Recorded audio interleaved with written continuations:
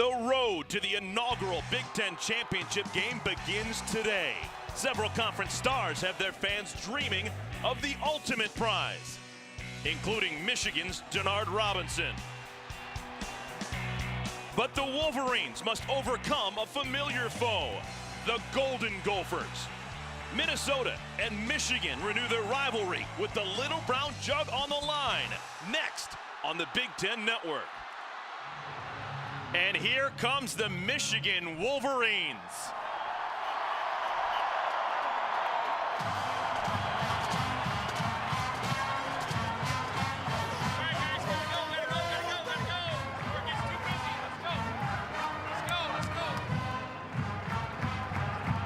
Brady Hoke getting up and touching that banner. We are ready for some football. Big doings here at the Big House. It is Big Ten Network football presented by the United States Marine Corps. For the first time in conference history, a Big Ten divisional game. Two teams from the Legends division battling. It is Minnesota against the 19th ranked Michigan Wolverines.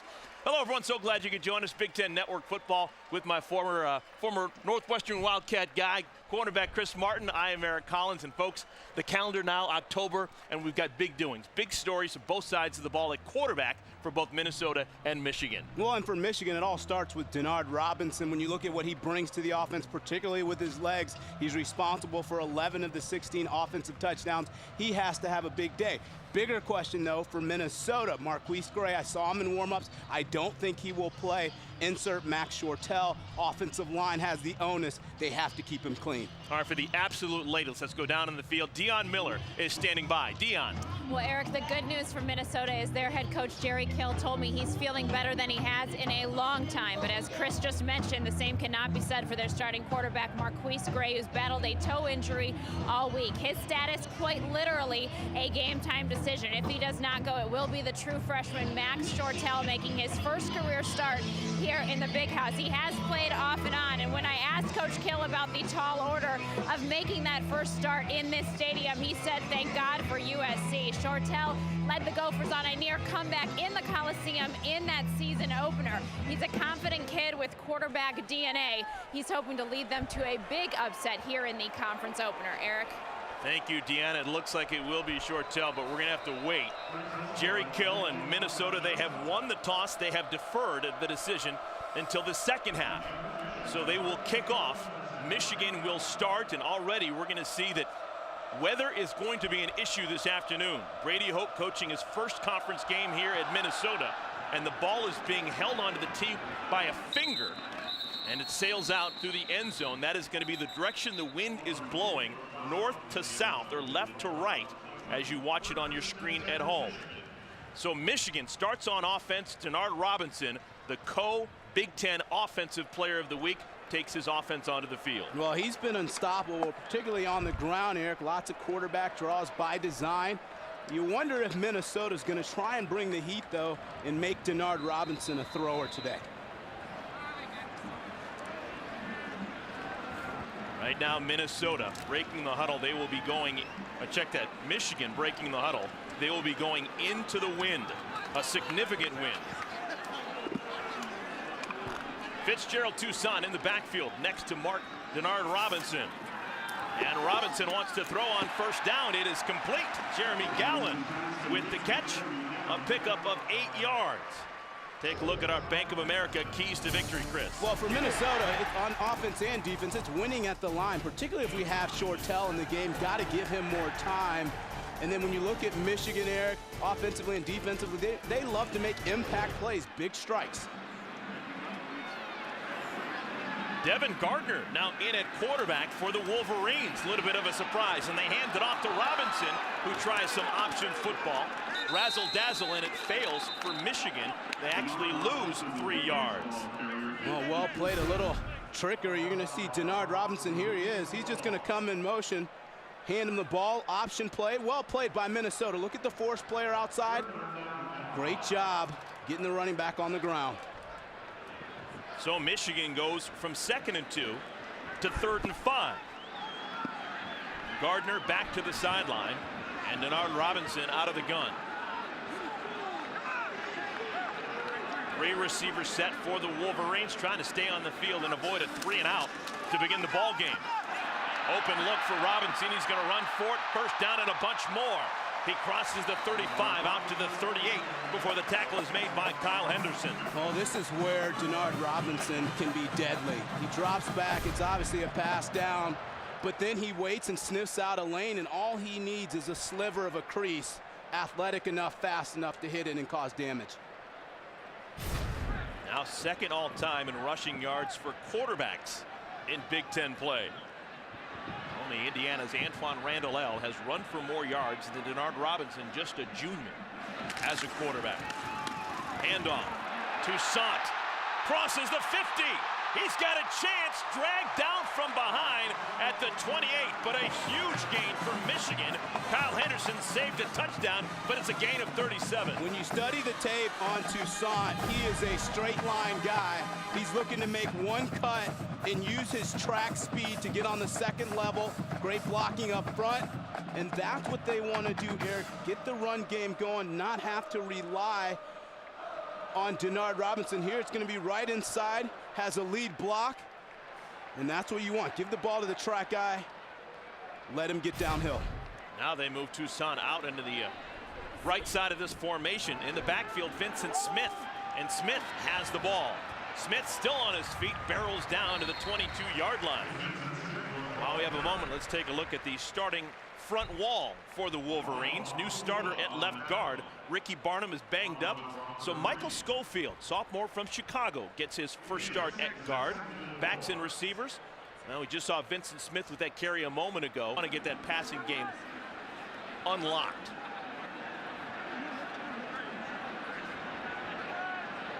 Second down and short. Denard makes another man miss inside the 5, down to the 3. 18 more yards for the Wolverines. And that's just filthy. That's the best way to categorize Denard Robinson. Just amazing feet. Well, just watch his feet this play. Cut back, there, another cut. And then he gets out in space, can make this guy miss. You have to get a lot of bodies around Denard Robinson. He almost always makes the first man miss. Michigan has been fantastic in the red zone so far this year. 13 for 13, only having to settle for a field goal once. Look at all the spacing they've created. Handoff, touchdown, Vincent Smith.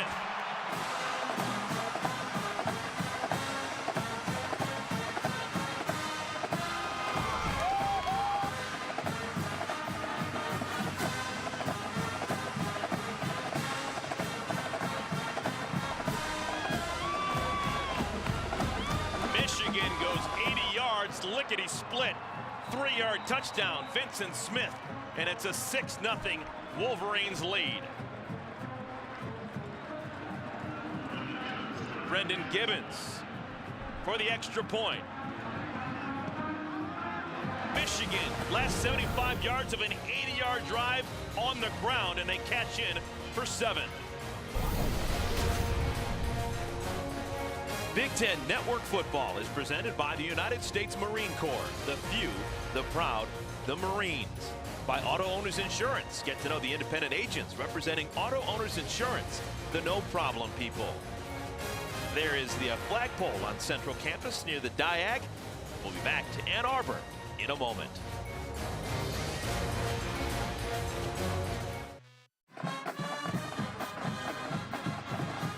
Michigan on top of Minnesota 7-0. Michigan goes 80 yards into the wind and scores a touchdown courtesy of Vincent Smith. Yeah, and here's the reason why. Shady Salmon's got to stay outside. He's going to get caught up in the wash here. He's the force player, so he has to force his ball back inside. He gets caught in the wash. Easy run lane for Vincent Smith. Can't ask for a better start for the Wolverines. Now they'll kick this football off into the wind. Matt Wiles got a good leg. Let's see if he can get it to the end zone. And pretty darn close. It bounces at the 1 and goes out of the back of the end zone for a touchback. So the Gophers will start at the 20-yard line. And folks, this is a true freshman quarterback starting for the first time since 1984 for the Golden Gophers. Ricky Foggy doing it for Lou Holtz back in '84. This is an 18-year-old kid, Chris. And how big are his eyes right now? You're in the big house, over 100,000 people here, and you're running out to lead the group. And they're going to rely on him heavily. He has been battle tested, though, so it'll be interesting to see how he responds. Michigan's going to come after him. So Marquise Gray out with a toe injury, and a true freshman quarterback. Shortell starts it, and that's what you'd imagine they do. They start with a safe handoff. Duan Bennett picks up a yard. Let's take a look at Minnesota's offensive lineup. We start with the big guys up front. Zach Effing gets the start, redshirt freshman from Kenosha, Wisconsin. He is the new right guard today. That offensive line has struggled so far this year to protect the passer. Backs and receivers, going to see a lot of Duan Bennett. And Deshaun McKnight, can they get him the ball? He is their most dynamic offensive player. But can you get it to McKnight with a freshman quarterback in the passing game? We will see. Left side now. This is Devin Wright trying to get outside. Can't do it. Swarmed close to the line of scrimmage. It's actually going to be a loss of a yard. Take a look at the Auto Owners Insurance defense for Michigan. Craig Rowe has played very well last couple of weeks. Coaches are thrilled with the way he is taking to their coaching. Linebackers, another start for Jake Ryan, redshirt freshman from Cleveland, Ohio. He did a lot of good things a week ago against San Diego State. And then the defensive backfield. Troy Woolfolk gets the start, but he's banged up. He's got a bad ankle. They are wondering whether or not he will be limited. He is good when he's 100%. And it will be interesting to see what the play call here is. Money down for Minnesota with the young freshman backed up. Out of the gun. Shortell in trouble. Wrapped up and brought down. Ryan Van Bergen. And we talked about this in the open, is that you have to give Shortell time. You know the game's going to be moving very fast for him as a freshman, and also just making his reads. So the offensive line is going to have the onus. And here it's just going to come right off the left side of your screen. They run a twist. Good job by Van Bergen fighting to get to the quarterback. That is now the 12th sack allowed by the offensive line of Minnesota. Dan Orseski to punt it away. There is a flag down at the line of scrimmage. This is an absolute bomb. Wow.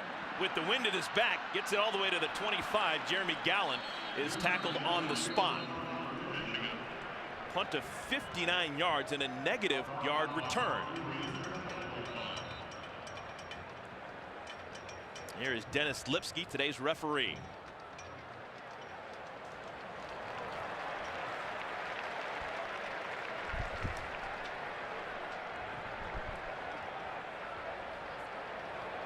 Illegal formation. Number 26 was in the backfield, giving the kicking team 5 in the backfield. Michigan has elected to enforce that previous spot. Will repeat, 4th down.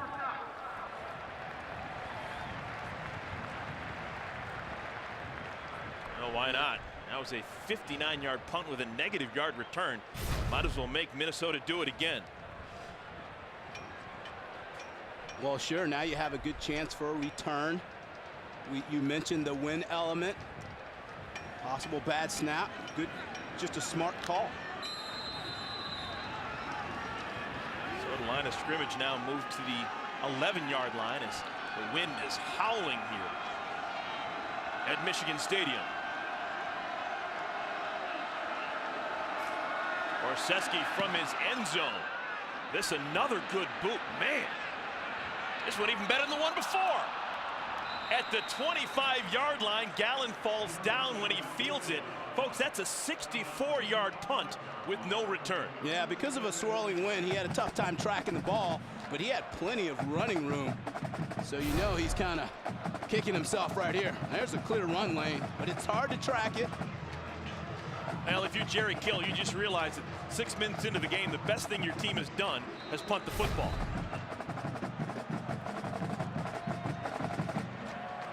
So Michigan has the ball on offense for the second time. First time they had it, they went 80 yards for a score. 75 of the 80 yards were on the ground. Robinson fakes the handoff, wants to throw, has a man open. It is complete. Hopkins out of the backfield, and Stephen Hopkins crosses the 50. These are scripted plays here by Al Borges, and you can tell by the layout and the design. He wants to get Denard Robinson comfortable throwing the ball. So what does he do? He calls a simple pop pass to his fullback. Again, Denard getting in rhythm, still evolving as a passer. Nice play call by Al Borges. So both drives from Michigan starting the same way with passes. Devin Gardner again in the ball game for the second play of a drive. Robinson in the wing formation. And they fake it to Denard and they pitch it outside. This is Toussaint trying to get to the edge. He's dragged down, but not before he gets to the 32. Kyle Henderson the tackle, but a gain of 15. And how calculated is this approach? We saw this play earlier. They gave it to Denard going right. This time, he's just simply a decoy.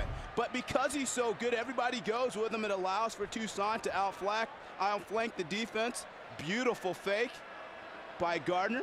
Well-designed scheme. Gardner didn't play in last week's game against San Diego State, but Brady Hoke getting him in early here in this one. Robinson fakes the handoff, wants to throw. Tons of time, throws a laser that is caught.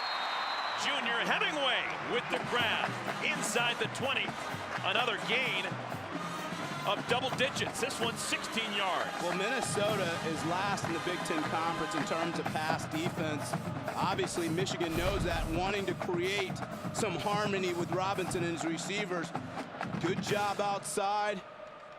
Great route, great timing. Junior Hemingway. And again, this is by design. They want to get Denard Robinson more comfortable throwing the football. Last 8 plays for Michigan, 6 first downs and a touchdown. Right side, Shaw trying to get to the edge. Shaw, couple of nice moves. He picks up 8 down to the 8. Gary Tinsley and Kyle Henderson on the tackle. But Michigan continues to do whatever they want. And Shaw should go over and thank his old teammate Jeremy Gallon with an excellent block outside to spring him. Just a simple stretch play. And right now, everything is working to perfection for Michigan. Showing run-pass balance. We know that they're great at finishing drives in the red zone. Perfect on the season. Folks, if you notice those numbers back on the side of the helmets for Michigan, same helmets they wore in that game against Notre Dame a couple of weeks ago. Face masks have changed, no longer gray, they're back to the blue. But the players really enjoyed those helmets with the numbers on the side. They said, can we bring them back? Coaching staff said, sure. They're going to wear it the rest of the conference season. So I like that look.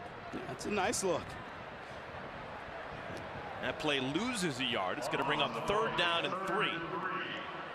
Eric, this is where the D-line really has to step up for Minnesota. Create more pressure, beat one-on-one blocks, and harass Denard Robinson a bit. 3 receivers right side. 4 total in the ball game. Design quarterback run. Denard breaks a tackle and scores.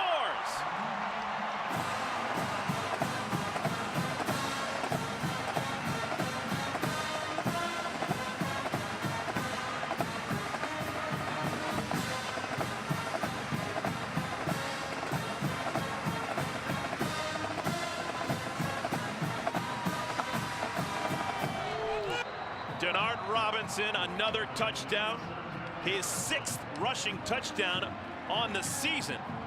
And Michigan, they've been close to flawless so far in this first quarter.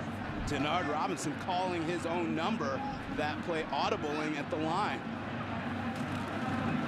Extra point. He is good. Now, one of the most difficult things to do in college football, tackle Denard Robinson in the open field. Aaron Hill couldn't do it, and results in 7 more Michigan points.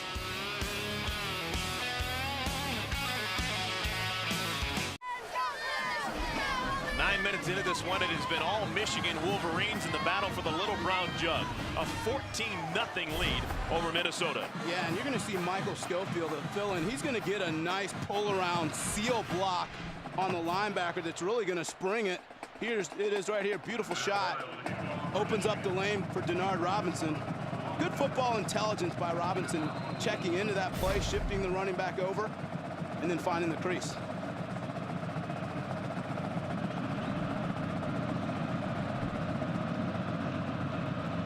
Kickoff into the wind. This one will not make it into the end zone. It is returnable. Malcolm Moulton on the return. And Moulton zigzags across the 40. And finally out of bounds at about the 43-yard line. Let's go to Dave Revson in the studio for Discover Card Game Break. Eric, thanks as we get you updated on Northwestern and Illinois. Illini driving, but Nate Shieldhouse throws a pick. They're driving again, though, still scoreless.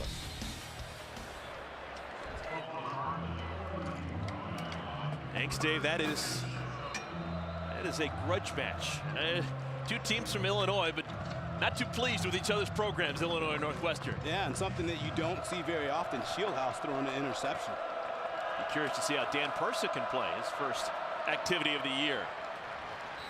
First down carry, pickup of 3 yards for Donnell Kirkwood. This is the battle for the Little Brown Jug. Let's take you back to 2003 and with our Case IH alumni spotlight. John Navarre leading a comeback. Here he catches a pass from Steve Preston in the second half of the game up at the Metrodome.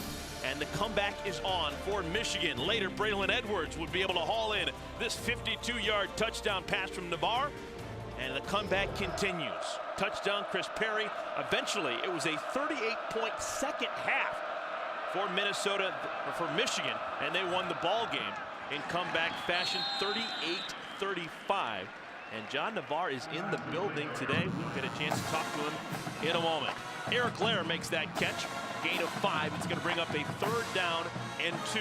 That's a little snippet of what Shortell will give you if you don't have any familiarity with him. He's a big prototypical type quarterback, not fleet of foot, but if you give him time, he can make all the throws that you need him to make. Minnesota just needs to stay on the field here. Kirkwood, the tailback.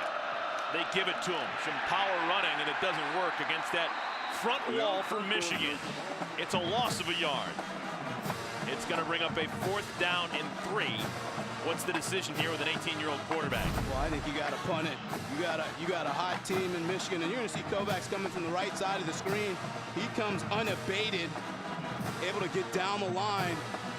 But Michigan's defense, ever since the front 7 got called out by their defensive coordinator, Greg Madison, they've been playing with a sense of urgency and controlling and dominating in the trenches. And so far, they've continued to stay on pace. So 4th down and 3, close to midfield. You can't go for it with a true freshman quarterback. Orseski will come on for his punt. Delay. Offense. 5-yard penalty. Still 4th down. Folks, that's probably by design. The wind is at the back of Minnesota. Jerry Kill knows it. Orseski's got a big leg. He showed it off with a 64-yarder a moment ago. This truly probably just giving him more room to operate on this punt. Allow his guys to get down and cover. Close up the run lanes. Jeremy Gallon back deep for the Wolverines. Directional kick inside the 20. Bounces at the 13. And it'll be down at the 15. 42-yard punt, no return. Timeout on the field when we come back. Wolverines on offense once again.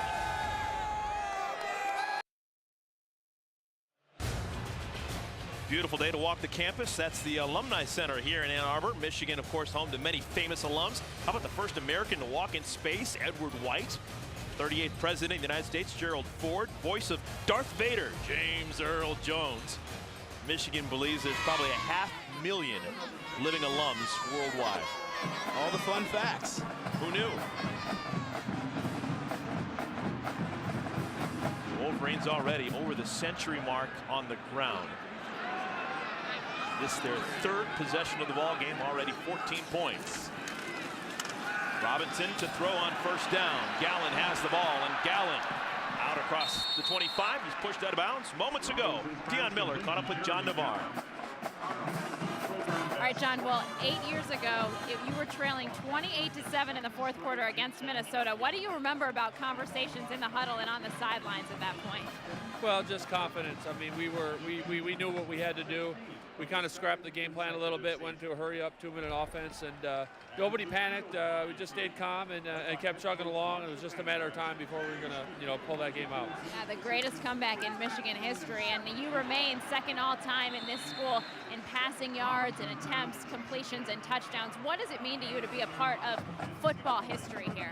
Well, it's special. I mean, you learn that when you come in the door to be a part of the tradition, and I'm just very fortunate to be a part of it. Had good people around me that taught me what it was about and how to accept it, and I'm just lucky to be back and still be a part of it. Thanks, John. Eric? Dion, thank you. John Navarre, one of many Michigan Wolverines over the years that have enjoyed dominating this rivalry.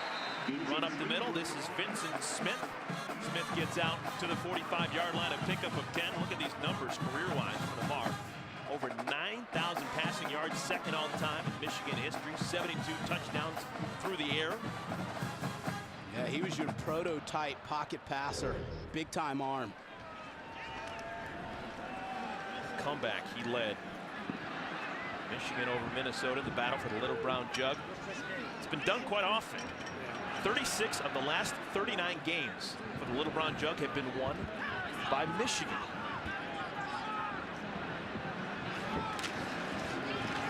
Denard Robinson wants to run it, and Robinson gets out across the 45 to the 48. Let's send it back to Dave Revsine in the studio for Discover Card Game Rig.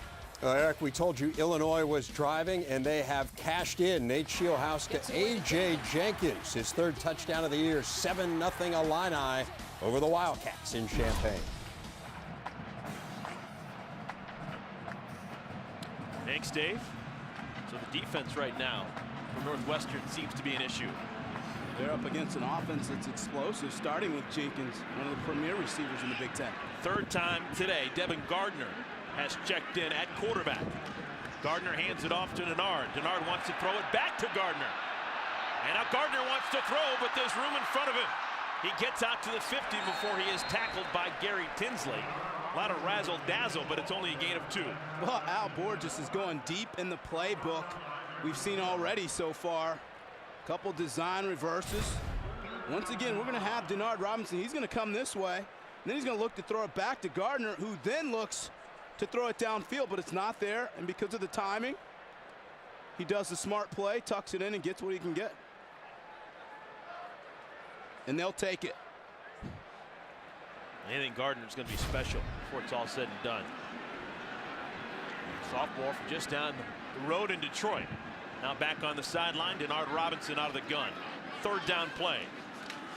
Denard hadn't missed a pass so far today. That continues. He is now 7 for 7. Hemingway, the catch in the run down to the 38-yard line. 12 more yards. It's the little things with Denard Robinson. The detail, setting his feet, throwing through, judgment, trusting his eyes. Watch him here just mechanically, poised, knows where he wants to go with the football, sets his feet and delivers a strike. This is part of the evolution process in terms of the passing game for Denard Robinson.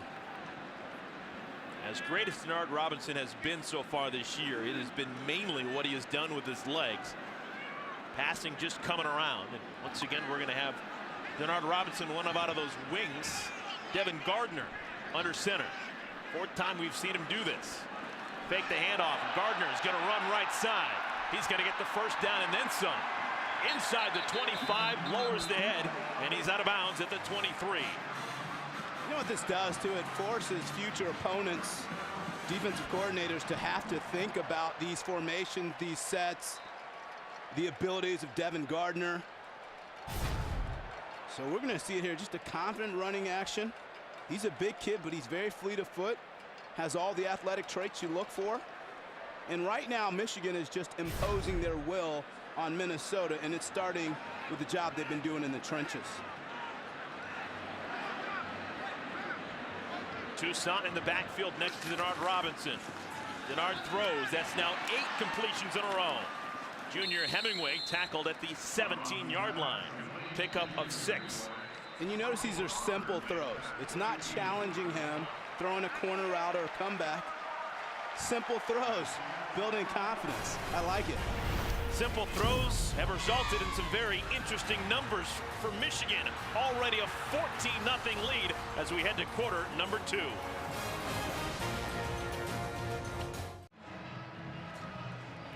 Jerry Kill and his coaching staff for Minnesota up against it. They trail after 15 minutes. 14-0, and Michigan on the move once again. Close to a perfect first quarter for Michigan. No penalties, no sacks allowed, no giveaways. 3 for 3 on first down. And 2 touchdowns. Wow. Robinson pitch out, right side. Vincent Smith wants to throw. He's got a man wide open. Touchdown, Michigan, Drew Dileo.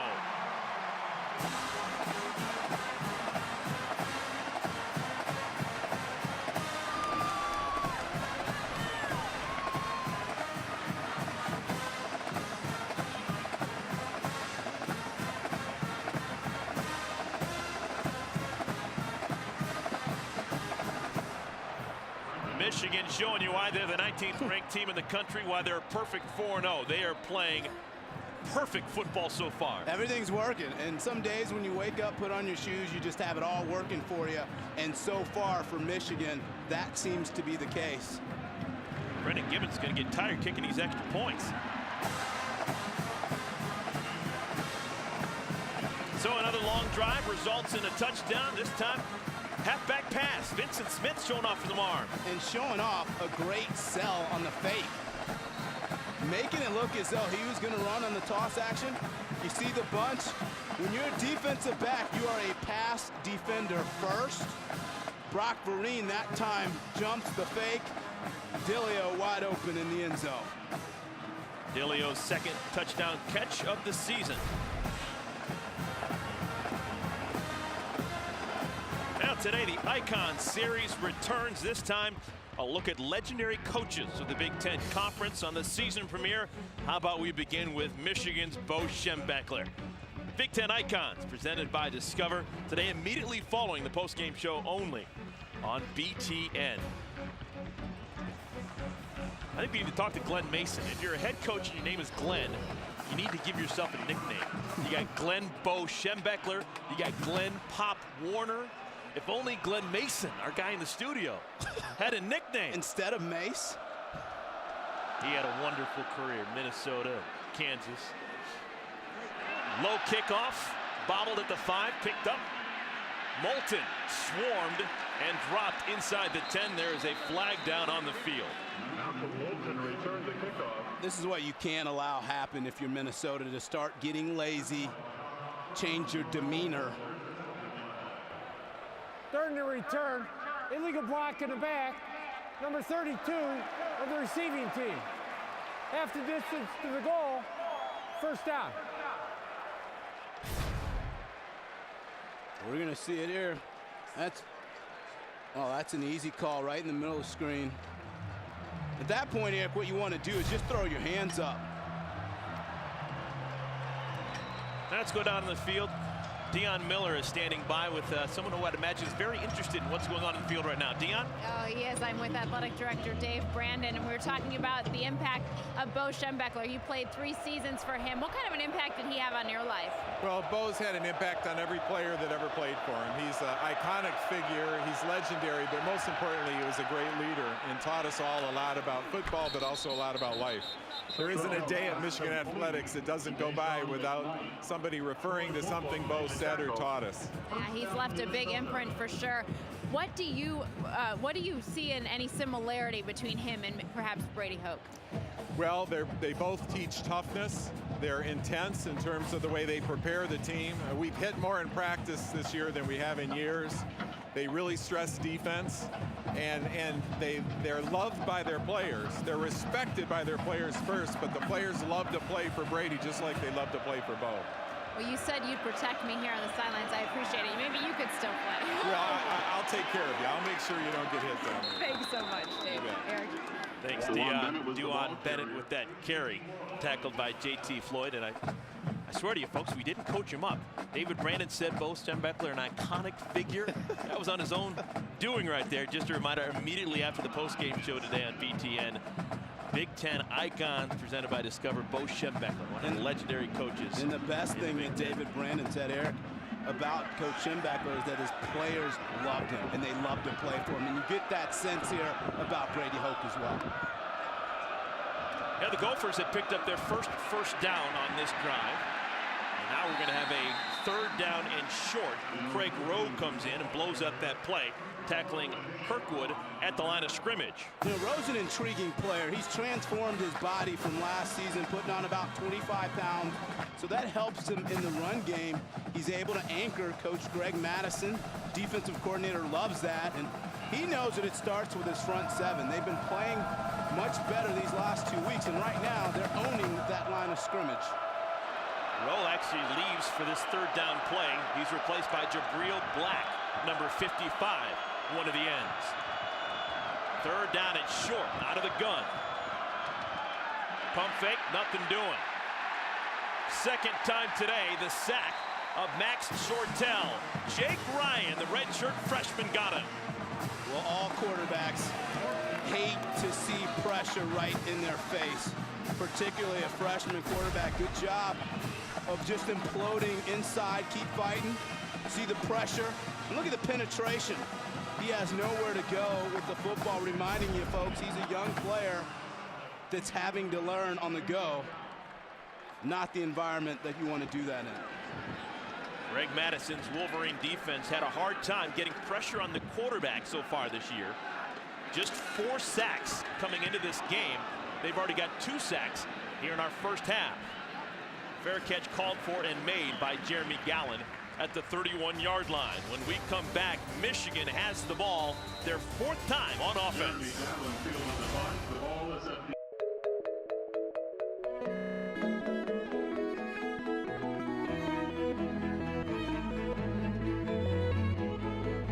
Plevik or Madison. What's he? How amazing can he? That's the Michigan Prince. This is the Michigan drum line earlier today, and it has been an exceedingly difficult week for the Michigan marching band. They lost one of their own earlier this week in a car accident. You can see the black armband. The guys in the Michigan marching band, Patrick Fleming, passed away earlier this week on Monday morning. We will have more on Patrick Fleming at halftime. Wolverines on offense for the 4th time. They have already scored 3 touchdowns. First down carry, Fitzgerald Toussaint into the secondary, and Toussaint across the 50, spun down at the 44, but another big chunk of yards, 24 more for Fitzgerald Toussaint. And you hear the term straight line runner all the time, and what that means, you're going to see just a little wraparound here. And watch him once he gets through the hole. Once he squares up, he's got a burst. He's a track guy, so you know he can run. It gets difficult for him here, though, to make moves in a short area. Second run of 20 or more yards for Toussaint. Denard wants to throw. Safe pass again. Hemingway with the catch. Let's send it to Dave Revson in the studio for Discover Card Game Break. Eric, Northwestern is on the board against Illinois, and Cats fans have waited a long time to hear this. Dan Persa to Drake Dunsmore. It is 7-7 in Champaign.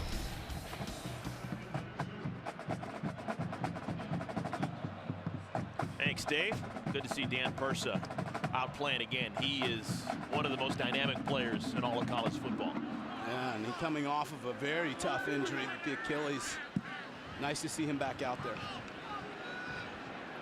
Another dynamic player, Denard Robinson. This time he is going to hand off. Stephen Hopkins with the carry. There is flags down on the field.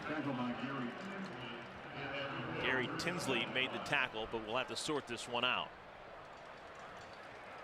This is Offside, number 93, defense, 5-yard penalty, resolve the penalty, first down. They call that penalty on Ben Perry, one of the many freshmen that has been forced to play this year for Jerry Kill's Minnesota Gophers. Yeah, and once again, you're going to see just a self-inflicted wound. He's right there. He's got to have good vision on the football. It's a young rookie mistake. Now Perry on the sideline thinking about it, as it's another first down for Michigan. Toussaint, another carry inside the 30 to the 28, a pickup of 4.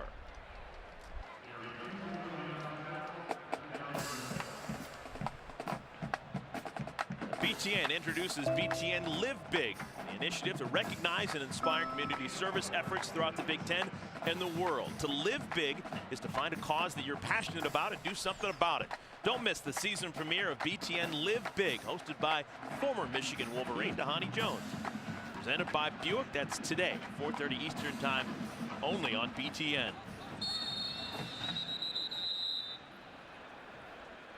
Timeout. Michigan. First charge. Timeout. You could make the argument, folks, that's the first thing that Brady Hoke would have to quibble about so far in this ball game. They're forced to call a timeout. Back to the Big House in a moment.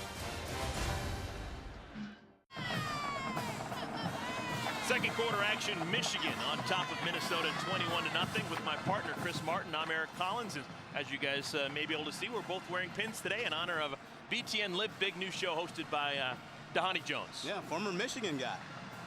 It is airing today, first time, 4:30 in the afternoon.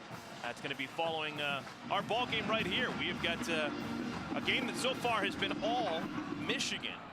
Dhani Jones got to be loving it. Defense has played well. The offense has been fantastic. And now Denard Robinson wants to throw the other side of the field, and it's working real well. Vincent Smith, touchdown, Michigan.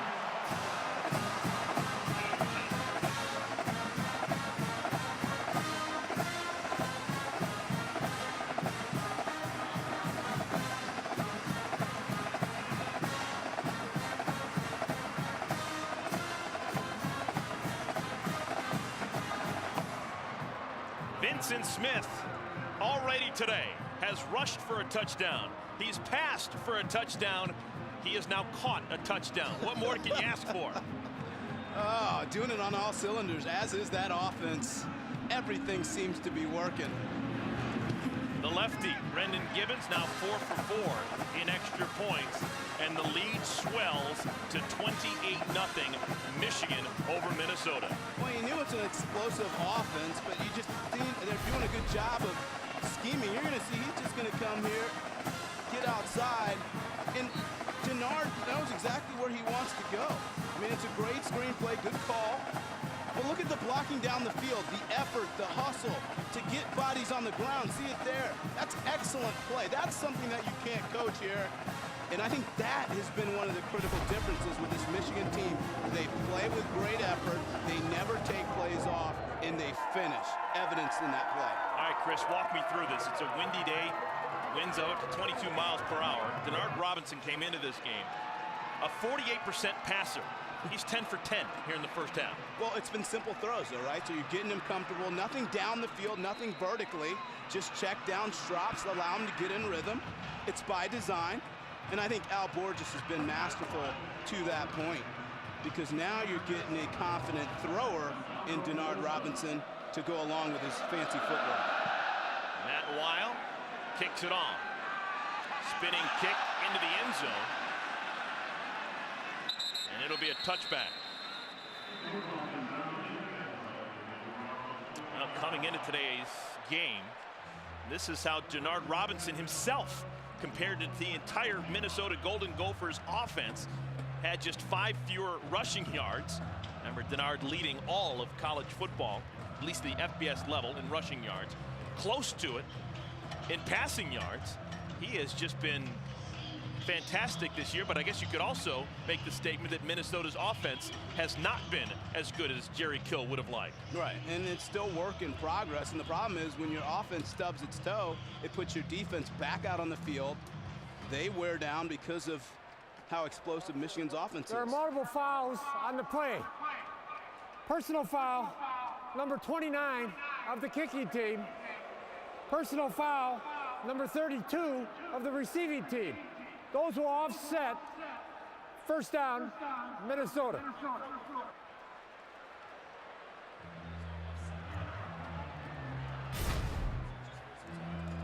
The one thing you know about Jerry Kill is his edict is discipline. No ifs, ands, or buts about it. He is always coaching his guys to do the right thing. Look at the numbers so far today. Bottom line, first downs, just 1 for Minnesota, 15 already for the Wolverines. Handoff on first down. This is David Cobb getting his first carry. He gains 7 yards. So already we've seen Cobb, Bennett, and Kirkwood carry the football. We've also seen Devin Wright try and speed sweep. Timeout. Man down on the field. Looks to be Malcolm Moulton, who's hopping off the field.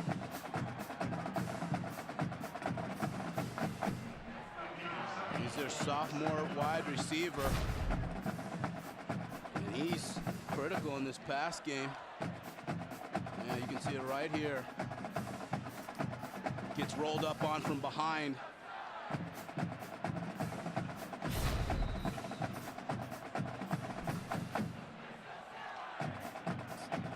Probably going to retape that ankle to give him more support.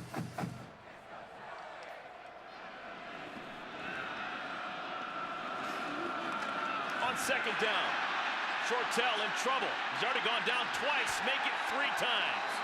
Wolverines have sacked him 3 times. This time Jabril Black and others credited with the sack and a loss of 9 yards. And just lack of feel, lack of experience in the pocket. When you're a quarterback, you have to feel the pocket reduction. And this just can't be fun. He has men in his face as soon as he looks up. Eric, remember, young quarterbacks, they have to see the pressure. They can't feel it. And that's what happened on that play with Shortell. Max Shortell, true freshman from a suburb of Kansas City, Kansas. He is 18 years, and he's getting the start today in front of 110,000 fans at the Big House. Juan Bennett with the carry. Wrapped up after a gain of 4. It's going to bring up 4th down, and the punt unit will have to come on. It's important to remember that Jerry Kill didn't want to start Shortell today. He was forced to start him because Marquise Gray, the junior from Indianapolis, he's got a bad toe, just physically can't make it happen today. Well, for an adept runner like Gray is, he has to have those feet all clicking. So when you look at it, he couldn't push off, probably can't change direction, but when he has to throw, it's tough to push off. They want to rest him. They have Purdue next week, and they go into a bye. Seski, his kick not so great. And it's going to get even worse. Man, this guy had a 64-yard punt in the first quarter. That was with the wind, going into the wind, or Seski gets off a 14-yard punt. So the Wolverines, who are firing on all cylinders, are going to have great field position. BTN gives you an all-access pass to Big Ten campuses for a 48-hour tour of traditions, pageantry, and game day excitement in and around Big Ten stadiums. This Thursday we'll recap the 48 hours leading up to tonight's Big Ten showdown between Nebraska and Wisconsin on the series premiere of Tailgate 48, presented by Omaha Steaks. That's Thursdays, 7 p.m. Eastern on BTN. Already 4 touchdowns for Michigan, and flag is down on this one. Toussaint, he's going to score, but this is probably going to come back. If it holds, it's a 37-yard touchdown for Toussaint, but it looks to be against the Michigan Wolverines, the penalty. Holding, number 65, offense. 10-yard penalty, repeat, first down. Michigan's first penalty.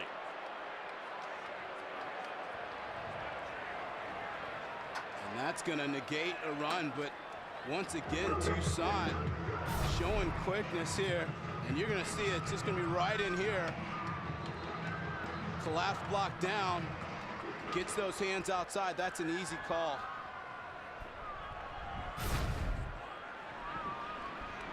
But for Minnesota's defense, yes, they've been called on quite often this game, but they got to get some punches back in this fight. You look to your seniors to step up. Somebody's got to make a play. Robinson wants to throw. Throws it up for grabs. Incomplete. That's his first incompletion, and there are flags down. He was looking for junior Hemingway. Hemingway covered by Brock Marine, but there was some pushing and shoving going on.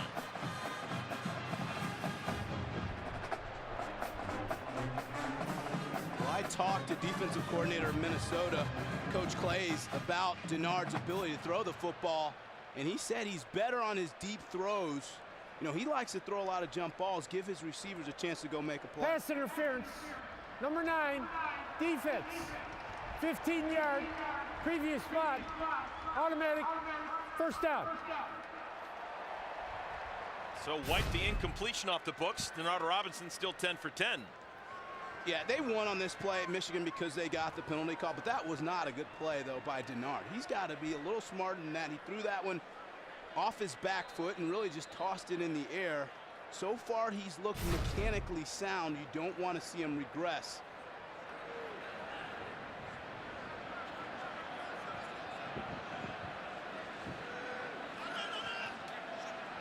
So a fresh set of downs for the Wolverines. Michael Shaw with the carry, and Shaw rips off another big gainer for Michigan inside the 15 down to the 14. Deanne, what's going on over there in the Minnesota sideline? Well, Eric, a lot of teaching has been going on this sideline throughout the game so far. And earlier this season, Jerry Kill said that this team doesn't even know how to win. We have to teach them each step of the way, steps 1 through 10, before we can reach that goal of consistently winning. And I heard Chris say that somebody's got to make a play. That's certainly been the message on this sideline. They've said, focus, keep your head up, and try to execute. Eric. Thank you, Deanne. Another carry for Shaw. He gets inside the 10. This is a coaching staff Jerry Kill has been with for a long time. His coaching staff has followed him from Northern Illinois, from Southern Illinois, from Emporia State. They have done this before. They've taken over programs that didn't have the type of talent that they probably would have liked. They've taken over teams that have struggled in recent years with not having that winning mentality, and each and every time Jerry Kill's staff has made something of these teams. Well, it's a paradigm of loyalty, and loyalty is something that you simply don't find in the college football landscape in terms of coaches. Clearly his coaches have had other opportunities, but it speaks to how well he treats them. Play fake. Robinson completes it to his tight end. Koger is tackled at the 10-yard line. Good open field tackle made. Christian Lewis with the stop. We talked to the coaching staff about, you know, the guys staying together with Coach Kill, and they said that, Eric. They said he's so fair with them. They said he's a demanding coach when he gets on the field, but off the field, he's just one of their guys. I think they just love to be around him. He has an infectious personality. And he gets results. Everywhere he has been, he and his coaching staff have molded winning programs. Now a chance to get off the field and at least force a field goal. Third down. Robinson flagged out on the field, and Denard's going to be held up short. We'll have to figure out that penalty, but the golden goal for defense actually stops Michigan for the first time.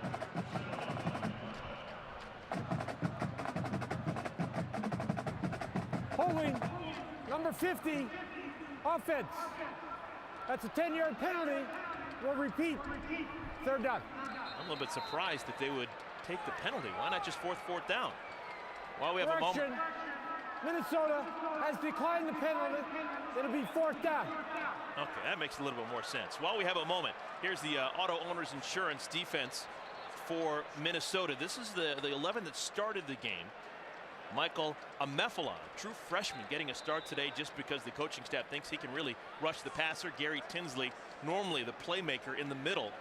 And in the secondary, Troy Stoudemire didn't even make the trip, one of their corners. That means that Kyle Henderson, transfer from Minnesota State Mankato, he is getting the majority of the reps at one of the corners. So, because the result of the play was not a first down. This is the correct. Fourth down. The penalty is declined, and now we're going to have a field goal attempt at 25 yards for Brendan Gibbons.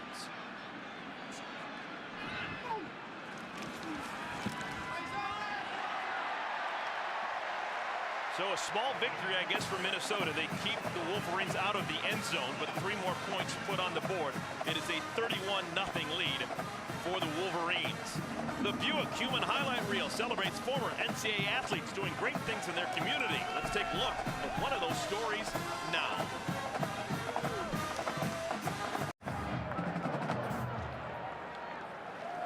Second quarter action here at the Big House. 31-0 lead. Michigan on top of Minnesota in the battle for the Little Brown Jug. This is the oldest trophy game. Football Bowl subdivision. First time they played for the Little Brown Jug, 1909.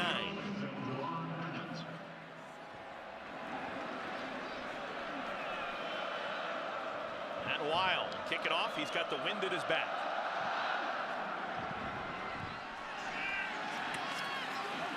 Marcus Jones on this return.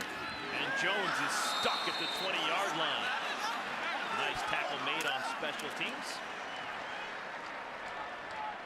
Josh Furman with the special teams tackle.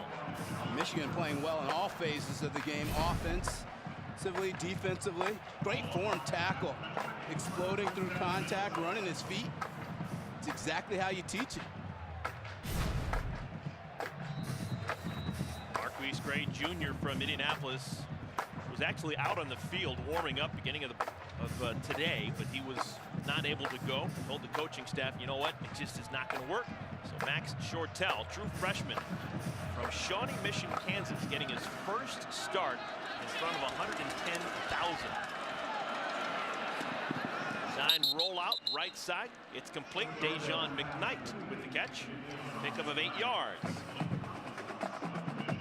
And really, to Shortell's defense, they could practice a lot of, situations, but until you come in here and be involved in this environment, this element, it is tough on him mentally between the ears, and you're playing a hot defense.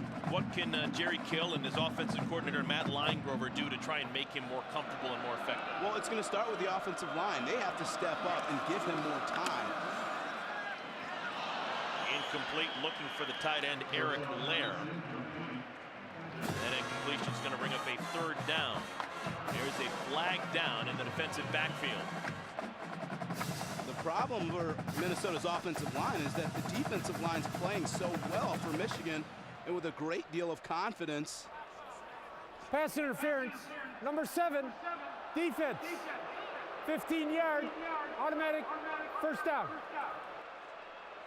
Brandon Hawthorne called for bumping into Eric Lair. Oh, he's going to be on the left side of the screen right here. And Lair is an adept receiver in the pass game. He gets that arm bar out, impedes his route. It's a fair call. It's a fair call.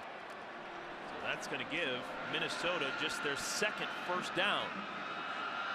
Marcus Jones, the man in motion. They get it to Jones, and it slips right through the fingertips. That's the first incompletion we have had for either side today. Both teams have combined for 15 for 15 passing. Shortell is now 3 for 4. And if you're a receiver for Minnesota, you're going to have to work for your quarterback. You know that the balls aren't going to be spot on. And when you have your opportunities, you got to make it count. What's the key? Give him short throws, quick throws. John Rabe, tight end, moves from right to left. And the pass is complete. Dejon McKnight steps out of bounds. 4:25 to play here in our first half. Dejon McKnight's one of my favorite receivers in the Big Ten. I think he's an extraordinary wide receiver. Very detailed in his routes. Finds the sticks.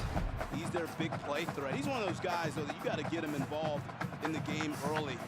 Sometimes for seniors, it's tough when you have a young quarterback in, developing the harmony. Nice job of moving the chains there. Minnesota has completed 4 passes. 3 of them have been to McKnight. He's got 3 catches for 31 yards. Bennett trying to get to midfield. He's stopped by Kenny Demmons. Revisit some of our factors in play today. Minnesota has not made it across midfield, threatening to do so right now. And the offense for the Wolverines just has been undaunted. Well, you can't coach experience, and so these guys just have to learn on the go. A lot of youth, a lot of inexperience. Coach Kill knows that, and they're just going to have to improve with each rep. 2nd down at 10. Tight end in motion once again. Shortell, his longest throw of our game, And it is incomplete. Good defense played by Blake Countess, true freshman corner, who's gotten a lot of playing time over the last 2 weeks. I like the call, though, and I like the fact that he was willing to pull the trigger and take a chance down the field in Shortell, because you have to loosen up that defense. Here, now watch. This is what he's going to do. Stand tall in the pocket. He looks down the barrel, takes a shot. Oh, man. Shows some toughness. Hey, this is a young guy that's standing up. He knows he's going to get smashed, but he shows toughness to stand in there and deliver down the field. Will Campbell getting a lick there and on Shortell. Passing situation. Complete. Ball loose on the ground. It's going to be Michigan football.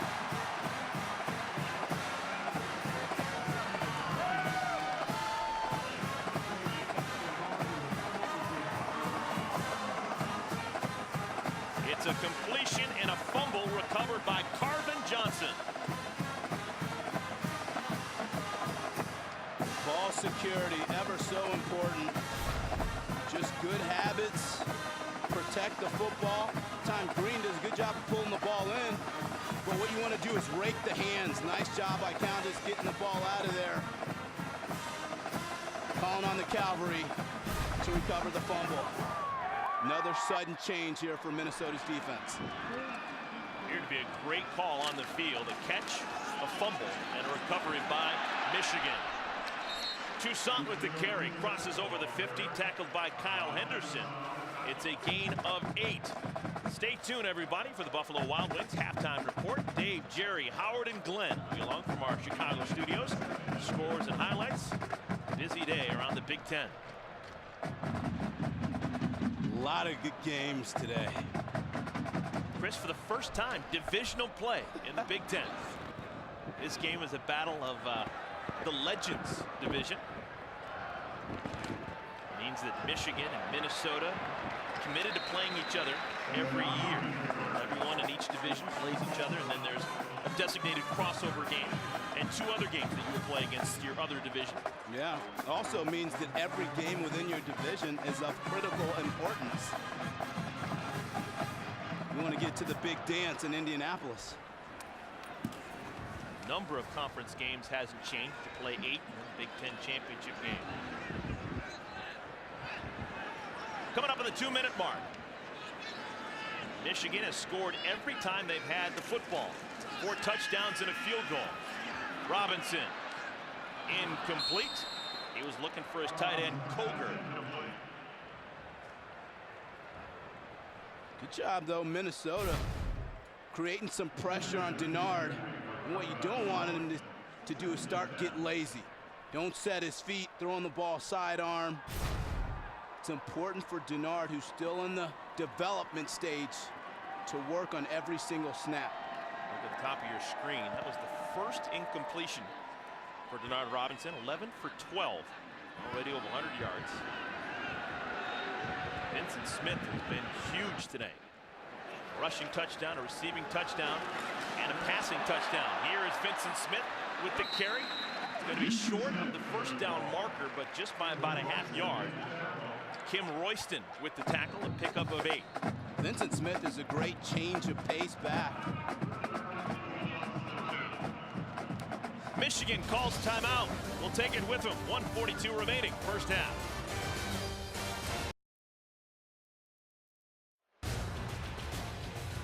Some of the things going on here in Ann Arbor. How about the newest fixture of the Michigan Medical Campus, the C.S. Mott Children's and Von Voigtlander Women's Hospitals. Currently the largest construction project in the state of Michigan. It's got a budget of $754 million. Slated to open next month, and how about this? It's going to open up a full year ahead of schedule. 3rd down and 2 after the timeout. And now a timeout. Timeout, Minnesota. First charge, timeout. 32nd, timeout. All right, you've been in these situations before, Chris. What was the situation there with Jerry Kill? Well, he just wants to make sure that his guys are lined up. They're going to play hard and get into halftime, make some adjustments to see if they can stop the bleeding. And I played in a lot of games like this when in the early days at Northwestern, early 90s. and you just have to make sure that you keep playing the next play. And it's easy to say that when you look up at the scoreboard, but you bond together, you lean on your seniors for leadership, and you just try and make a play. Jerry Kill placing Tim Brewster from a year ago. His team just 1-3. A couple of disappointing losses against New Mexico State, last week against North Dakota State, but we talked to him and, you know, he said, we're going to get this thing done. There's no disappointment here. We have a plan. This works. Everywhere we've been transparent. We have open practices. People can see the improvement we're making week in and week out. Trying to get a stop on third down. They can't do it defensively. Toussaint picks up 3 when he needed 2. First down, Michigan. Well, and I believe Coach Kill, with absolute certainty, he's been good everywhere he's been. He's always true to his beliefs and how he executes and does things. But it's going to take time. Robinson wants to throw. Over the middle, it is complete. Dilio, who had a touchdown earlier in this quarter, picks up 6 to bring up second down and 4. Now the Wolverines in hurry-up mode.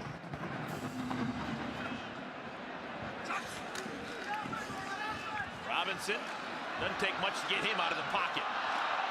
He gets inside the 20, down to the 18 before he is hit hard. Gain is 7, but he paid the price. Yeah, he did. And Eric, when you look at Denard Robinson's game, there's so many question marks about his ability to throw. I think he's answered some of those in the first half. You know, been sound with the football, very judicious, not making a lot of mistakes, taking what the defense is given and executing in the pass game. Looks left, it is incomplete. Tight end Coker looked like he may have been hit the moment the ball touched his hands. Gary Tinsley was draped all over him. Nothing but an incompletion. And not a bad throw, though. Out in front, which is where you want, away from the defense. He lays out, can't pull it in.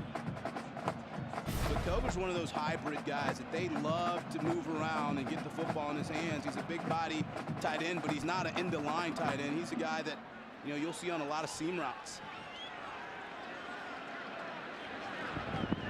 53 seconds left. Michigan has a timeout to work with. Dilio bobbles it. Did he hang on? No, incomplete. He takes 4 seconds off the clock. You hear coaches all the time say catch it clean or catch it the first time. Well, that's what applies to this on Dilio. See, if he catches this the first time and doesn't bobble it, easily he's in bounds. But when you re-catch it, you know, you run the risk of not possessing it before you go out of bounds.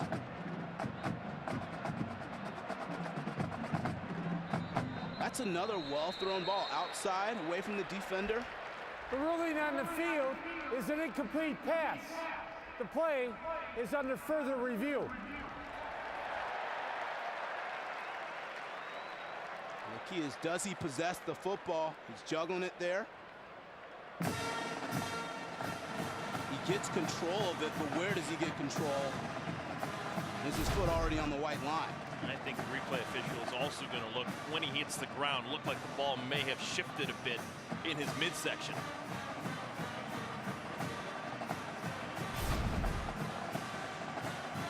Bottom line is you got to catch it right there.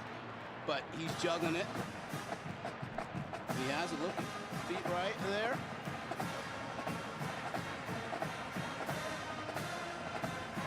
Appears to me that the ball's still moving around as he goes to the ground.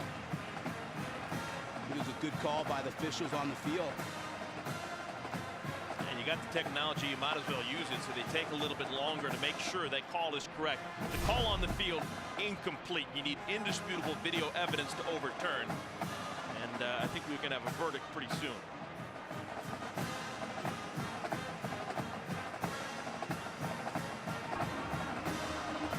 After review, the ruling is confirmed. Incomplete pass. Fourth down. That's the way you do it. Video confirming the call on the Correction, field. third down. So it's 3rd down and 10.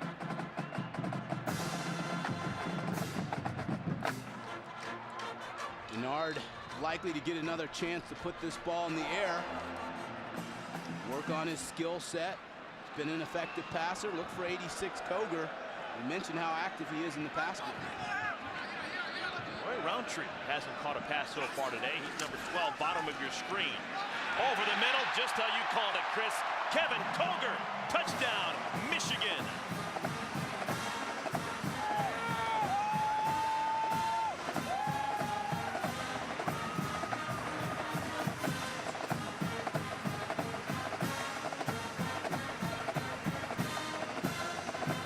Senior from Toledo, his second receiving touchdown of the year, makes it a 37-0 lead for Michigan pending this extra point. Now, Michigan always loves to utilize their tight ends.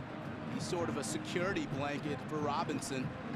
Great job of finding him and finishing another wonderful drive. Gibbons his 5th extra point of the first half, and it is a 38-0 lead for the Wolverines. 5 touchdowns by 4 different guys for Michigan. They're up big.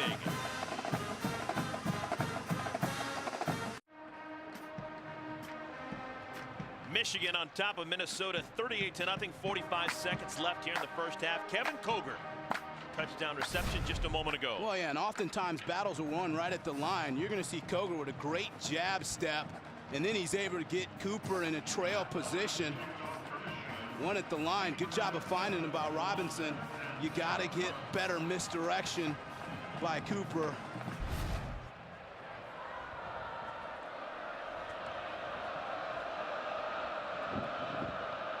So Michigan will kick it off to Minnesota. Gophers will have one last chance here in this first half. Ball goes into the end zone. It'll be a touchback. Devin Wright had the ball sail right over his head. Being down 38 points does not give you the hall pass to play sloppy football and lack discipline, and that'll be the message, no doubt, that Coach Kill delivers to his squad. Still have to come out and compete and play hard and play smart football. Minnesota has struggled in recent years, but one thing that they always knew and could count on was the fact that they were going to have steady quarterback play. Adam Weber, a 4-year starter up in Minneapolis. But right now, with the graduation of Weber and the injury now to Gray, having a hard time at the quarterback spot. Good gain on first down. Duwan Bennett scoots out of bounds. That'll stop the clock after a gain of 13. Yeah, and I want to see more of Bennett, particularly in the second half. He's sort of their bell cow running back, the guy that they like to give the ball to. Does a nice job of getting out on the perimeter. With the stoppage of the clock, Shortell can huddle his guys up, get the play from the sideline, and start from under center. Another handoff. I think this is probably the good play with an 18-year-old quarterback already down 38-0. Head back to the locker room.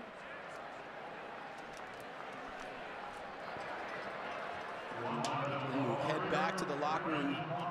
Get your guys up, look on your seniors for leadership, and recognize that you have another half of football to come out and compete. Brady Hoke has to like what he's seen today.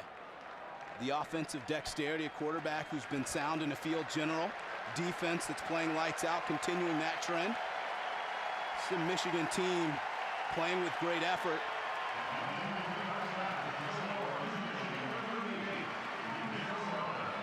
Look at this. Before heading into the locker room, Jerry Kill, he's going to use this as a teaching moment. His team is down 38-0 after 30 minutes. He has plenty to talk about. He's always coaching, Eric. That's what I love about Coach Kill. Minnesota will have the ball first in the second half. All right, time to catch a little break here in Ann Arbor. Stay tuned for the Buffalo Wild Wings halftime report. Dave, Jerry, Howard, and Glenn are coming up next. Our halftime score, 38-0 Michigan.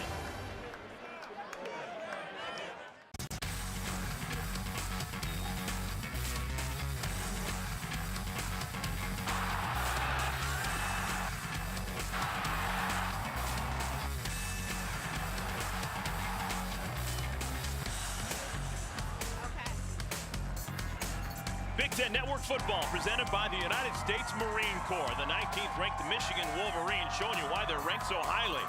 38-0 over Minnesota in this battle for the Little Brown Jug. Time now for our first half highlights. Chris, what do you have? Well, it started with Denard Robinson as a polished passer, but what I loved is he's doing the little things. He's setting his feet, mechanically sound, keeping his eyes down the field, and his ball distribution has been great. He's getting a lot of people involved, got that big tight end Koger into the action. So Denard continues to grow and develop as a polished passer. Both teams have made it out of their locker rooms and are now back onto the field getting loose. Deion Miller standing by on the sideline. Deion. Well, Eric, I just spoke with Minnesota head coach Jerry Kill, and I asked him, what did you tell your team at halftime with the score as lopsided as it is? And he said, I told them what everyone has seen. Bottom line, we are being physically and mentally manhandled on this field. He told them the things that make him the most frustrated is the mental mistakes, the undisciplined things, the penalties, things that he cannot stand as a head coach. He's hopeful that they can clean those things up in the second half. As for Brady Hoke, you say, we haven't seen that many mistakes. He found a few. He was unhappy with the penalties that Michigan had before they kicked that field goal. He said he'd like to clean those things up. I asked him, how do you keep them focused when they're ahead by this much? He said, we are about to find out. Eric. Thank you, Deion. Well, Michigan was able to score into the wind. They're able to score with the wind at their back. Really didn't do a whole heck of a lot wrong, and you can see with these 5-hour energy first half stats how lopsided things were. Yeah, and finishing drives is the key, and they continue to play well when they get inside the red zone and cap it off with touchdowns. Actually going a little bit beyond those numbers that you saw right there, which are already lopsided. Michigan, in terms of their balance, they already have 5 guys with at least 15 yards rushing. They've got 7 players that have caught a pass. 4 different players have scored touchdowns. And they've got close to 200 yards both of rushing and passing. Lots of variety. I expect that we'll see a lot of Devin Gardner under center for the second half. Just saw a shot of Gardner with the headset on. There's Denard Robinson. Denard actually stepped away 4 different plays and let Devin Gardner take the snap as the quarterback in the first half, just kind of designed plays. And Al Borges, the offensive coordinator, wanted to get a look at against this Minnesota defense, trying to incorporate Devin Gardner, who is a big-time talent, into the offense.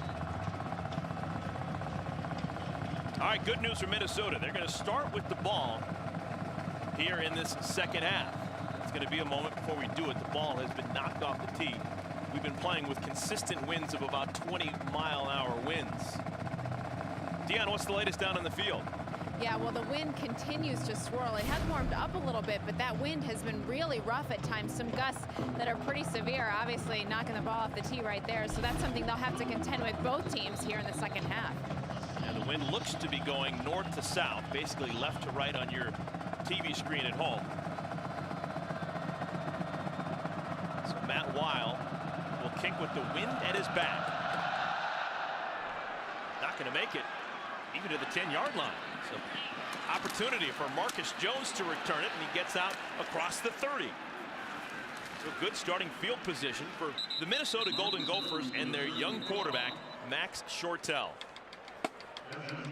It's interesting that we talked about the wind, because Shortell obviously going to have to put the ball in the air, and he's going to be thrown into the teeth of the wind. So you wonder how that's going to affect his ball delivery.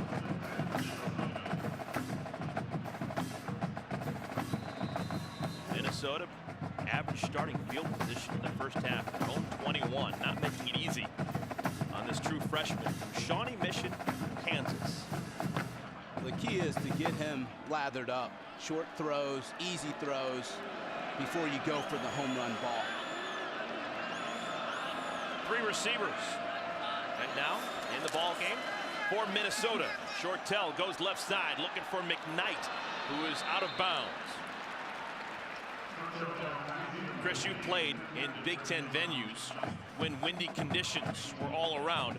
How different is it playing in a game when there's winds up to 20 miles per hour for offensive players and defensive players? The toughest thing is tracking the ball. I mean, especially when you're going to put the ball with a lot of air under it, as we just saw there. You got to really find it in the air, locate it, which is difficult for the receivers. It's also difficult for the defensive backs who have to play the ball in. David Cobb now in at tailback. snap is fumbled, but it goes right to Cobb. A little bit of serendipity. And Cobb, the true freshman, barrels across the 40 for a 7-yard gain. Not the way it was designed. No, but it did have a successful outcome.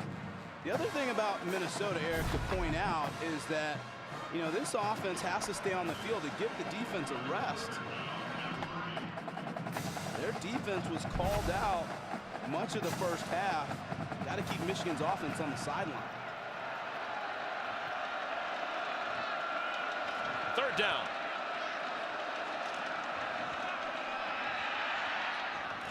Caught in the flat, but not enough for the first down. Colin McGarry is dragged down right after the catch by Craig Rowe.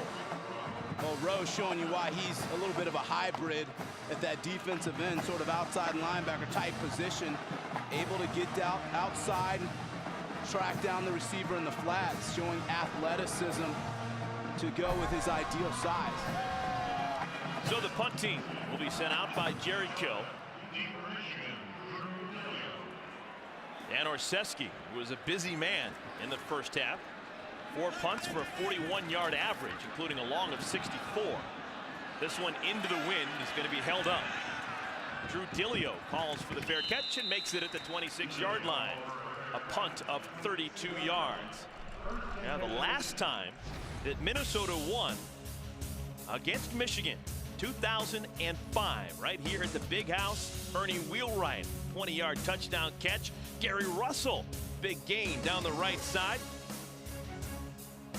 Eventually, a Jason Giannini field goal would win it, and the Little Brown Jug back to Minneapolis for the first time since 1986. This rivalry has been one-sided in favor of the Wolverines. First down carry, Fitzgerald Toussaint. Gains a couple of yards. Well, how about we hear from the man who's the head coach from Minnesota back in '05, Glenn Mason. Michigan game 2005 seems like only yesterday. You know, we hadn't had that jug in a long time. We came close the previous 2 years, and when we finally got it, I wouldn't let it out of my control. I took it in the locker room, talked to the team, sat right next to me on the plane on the way back. I got off the plane, I put it in my car. I met my wife downtown Minneapolis at Manny's Steakhouse, and she says, "You got to take it in the restaurant." I said, "I can't take the jug in the restaurant."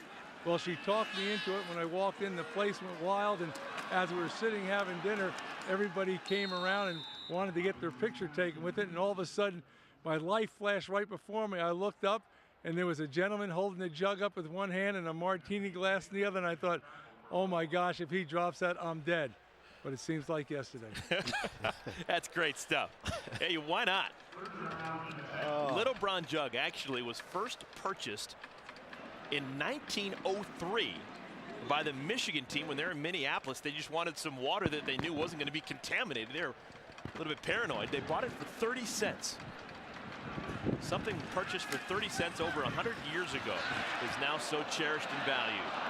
On third down, incomplete.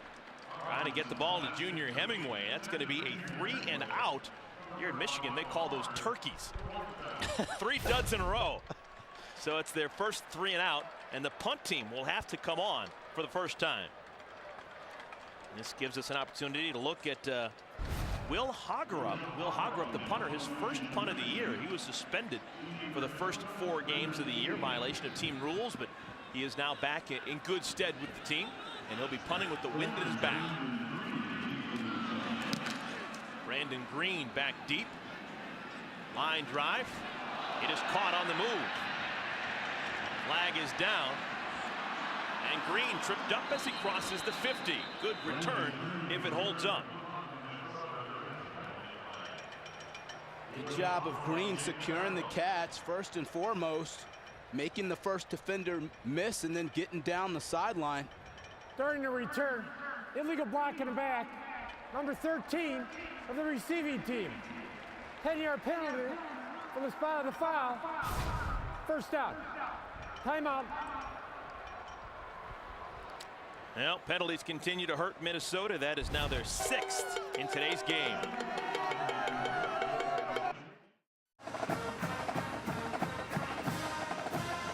Both Minnesota and Michigan have had a possession here in the second half. Neither able to do much on offense. Max Shortell, true freshman quarterback, under center. First down and 10. Play fake. Wants to throw, throws on the move, and throws high. Eric, on that last penalty, for all the young players watching, the simple rule is right here, if you can read the name on the back of the jersey, do not block the player. Just slide off, throw your hands up in the air. Costly penalty, and as Dion reported earlier, those are the things that are just driving Coach Kill mad. Minnesota, they've committed 6 penalties. 4 of those penalties have been on special teams. Second down run. Bennett picks up 2. Well, this Michigan defense has been really good so far in the game. Well, it starts with up front. They've been stout against the run. Virtually no run lanes for Minnesota to exploit. So it puts Minnesota behind the chains where they have to throw the football. And, of course, they got 3 sacks today. But when you look at this Michigan defense, they've only had 4 sacks on the year coming into this game, 3 today. They continue behind Coach Greg Madison to excel, particularly in the front 7. And they've been really good on third downs. They have not allowed Minnesota to convert the third down. Gophers are 0 for 6 on third. Here's a third down pass. Laying it out, incomplete. Pass looked nice, just a little bit too strong. Looking for Dejon McKnight, and McKnight is in pain.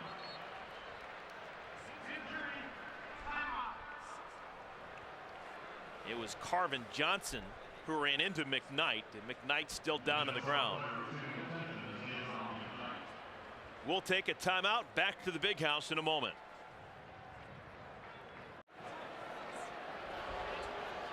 Moments ago, Dejon McKnight able to get up and run off the field for Minnesota. That was nice to see. Punt by Orseski, fair caught by Drew Dilio. 41-yard punt, no return. We're going to see it right here. He's just extending for the ball. It was a good job by Carvin Johnson getting over the top. It was actually the right read by Shortell. It was just great range over the top by Carvin Johnson. McKnight, their big play guy, 3 catches, 31 yards. It's kind of hard when you're playing with a guy who's a true freshman quarterback who doesn't have a lot of time in today's game. Yeah, very well said. And sometimes it just challenges the receivers to stay into the game when they know they've been limited as such. Robinson hands it off. Michael Shaw, who is tackled from behind right at midfield. Gain of 5. Ben Perry on the tackle. I think Brady Hoke wants to see another good series by Denard Robinson before he pulls him out and inserts Devin Gardner, but I suspect that Gardner's going to be coming in soon. That's why they teach you to grab cloth. You grab cloth and hold on till the cavalry comes. Could have been a lot worse. Shaw still in the game next to Robinson. Give it to him again, this time off of left tackle, and Shaw with room to move. Inside the 40, down to the 36. Michael Shaw, the ball carrier. Brock Vereen, the corner, with the tackle, but it's a gain of 14 yards. Minnesota just continues to lack technique and fundamentals and discipline. Not fitting up the way you're supposed to, letting the ball get outside, and it's easy for Michigan to exploit. Minnesota's got to play better sound defense.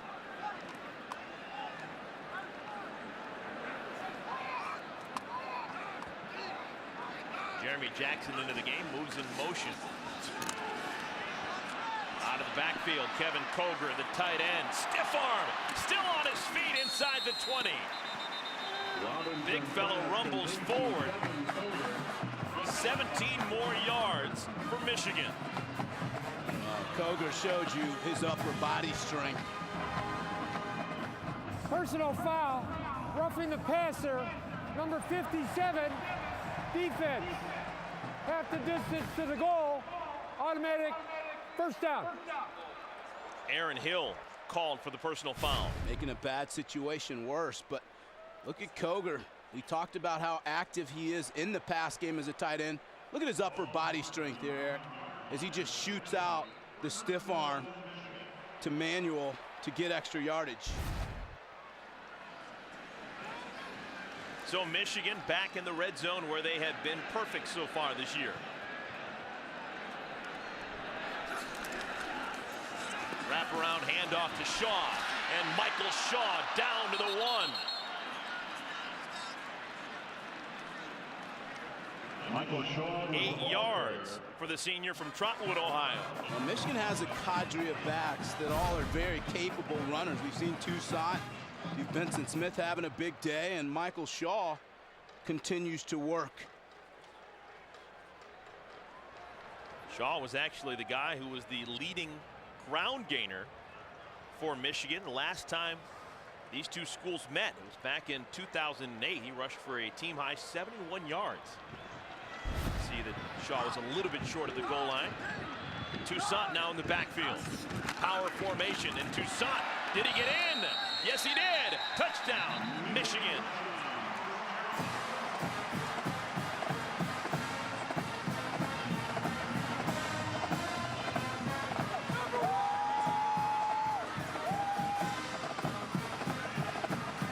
More the same for Brady Hoke and the Wolverines. Toussaint, he's a track guy. That looked a little bit like a long jump. And I suspect that'll be the last we see Denard Robinson. 6 touchdowns for Michigan by 5 different players. Only man who scored twice, Vincent Smith, and he scored in a variety of ways. Vincent Smith, a rushing touchdown and a receiving touchdown. Fitzgerald Toussaint, touchdown number 4 on the year, 45-0 Michigan.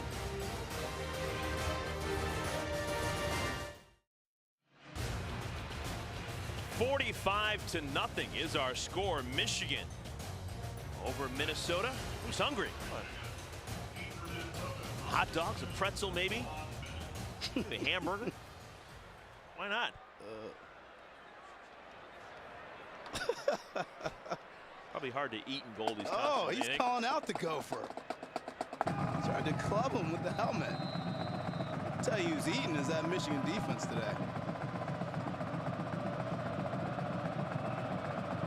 Weil will kick it off. Wind at his back once again.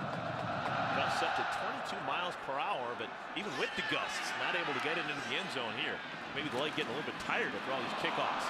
Marcus Jones speeds out across the 30 to the 33-yard line. Gain of 26 on the return. And another chance to watch the development of Max Shortell. What have you seen out of Max Shortell? And what can Gopher fans look forward to with him? What is the type of player he's going to be? He's made some nice throws. He's a pocket guy that needs time around him. You got to protect him and keep him upright. He's not going to beat you with his feet or try and get outside, but I suspect we'll see similar rollout passes right and left, easy checkdowns. Try and get him in rhythm here. Young backfield. Shortell is joined by David Cobb, another true freshman. Hands it off to Cobb. And Cobb picks up a couple. Let's go to Dave Revson in the studio for Discover Card Game Break. Oh, Eric, Dan Persa is back in a big way. His 4th touchdown pass, that is a career high. 3rd to Jeremy Ebert. That ties an NU single game record. Illinois just scored, though, so it's 28-17 Wildcats.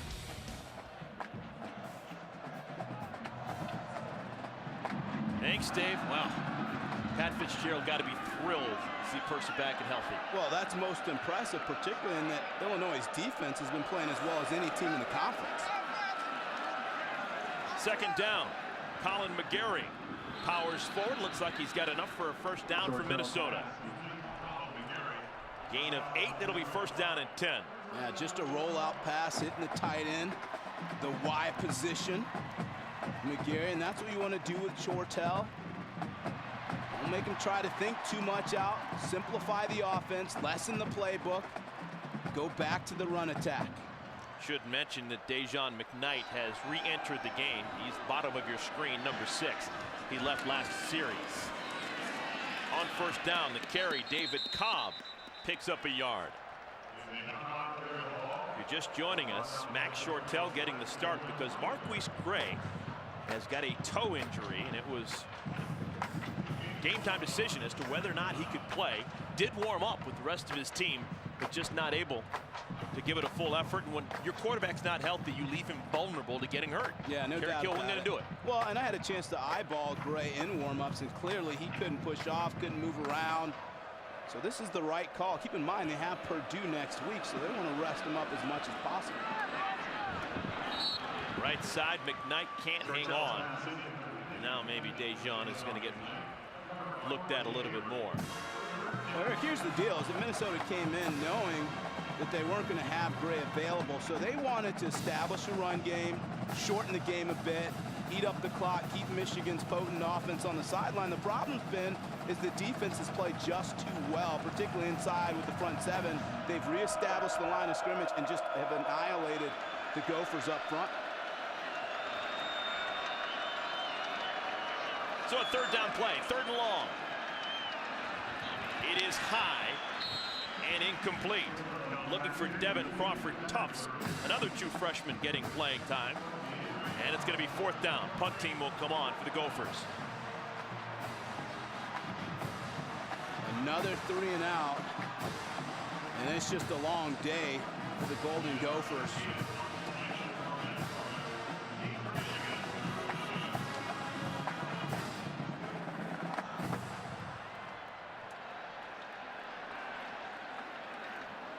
Orseski to punt. Into the wind and maybe off the side of the foot. So great starting field position for the Michigan Wolverine offense. Will Denard Robinson return to the field? That's the question here at the Big House.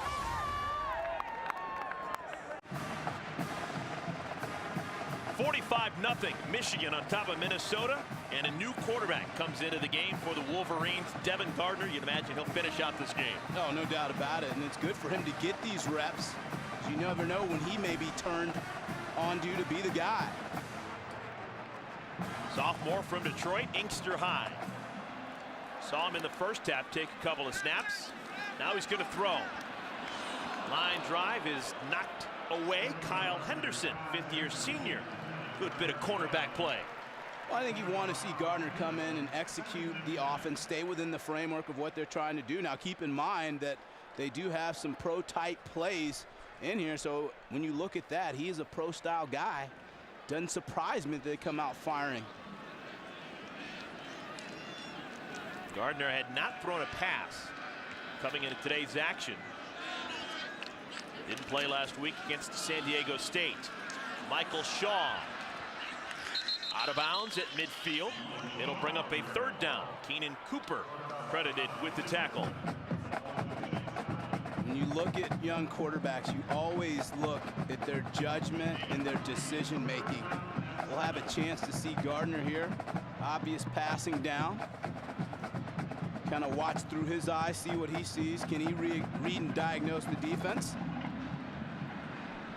And find his go-to guy. Vincent Smith has checked into the game into the backfield. Junior Hemingway goes in motion. Design rollout right side. Across the body. Catch is made by Hemingway. So a completion. Devin Gardner to Junior Hemingway. Gain of 14. Not necessarily a Picasso, but it is a confidence builder. He's going to be running to his right here on the rollout. He's actually going to throw across his body, not really setting his feet. But a good job of knowing where Hemingway was going to settle and moving the chains for Michigan. This is actually really important for Michigan to make sure that they've got a solid backup to Denard Robinson. Denard made all the starts last year, but remember, folks, he was hit around pretty good in conference play and didn't finish out in a lot of games. Tate Forcier was the backup last year. Of course, Tate has transferred, no longer with the program. So it's now important to make sure that Devin Gardner can fill in ably. Yeah, Rountree's got to pull that ball in. You don't often see him put it on the carpet. But you're absolutely right. I mean, when you look at quarterbacks that are dual threat guys, you wonder about the amount of contact they take. You got to have the next quarterback on deck and ready to go. 2nd down play, they run it. Toussaint's had a big day. Toussaint lowers the head and finishes off the run in style. Gets down to the 20. A gain of 16. You know, Toussaint's interesting because he finishes his runs better than when he starts. And he gets it, and when he squares up and he gets to that top end speed, he can deliver a strike to the defender. See right there, he makes one cut, but then he picks up speed, and he's such a linear player, a north-south type runner. First 100-yard day for Fitzgerald Toussaint. 104 yards. Just a sophomore from Youngstown, Ohio. Stays in the game. And this time he gets down to the 16-yard line, a pickup of 4 more. What I've been impressed with today as well, Eric, is Michigan's ability to engineer and sustain long drives down the field. Because if you look at this team, and historically it's been like Michigan to be a big strike, quick scoring type of offense, it's nice to see them manufacture some long drives as well.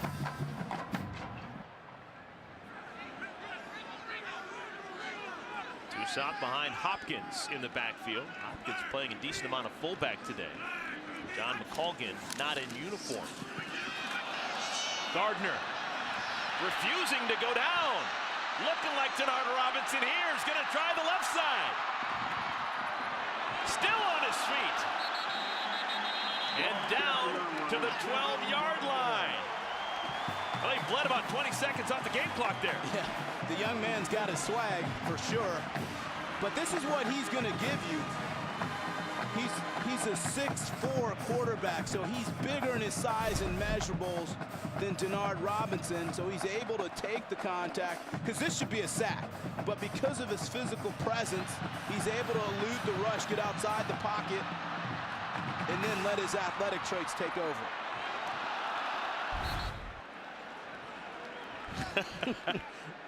Denard looking on and said, well, why did you run 60 yards and only pick up 4?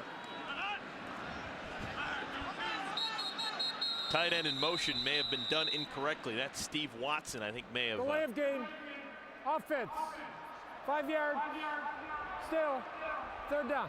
So it's the delay. You see Brady Hoke say, that's my fault.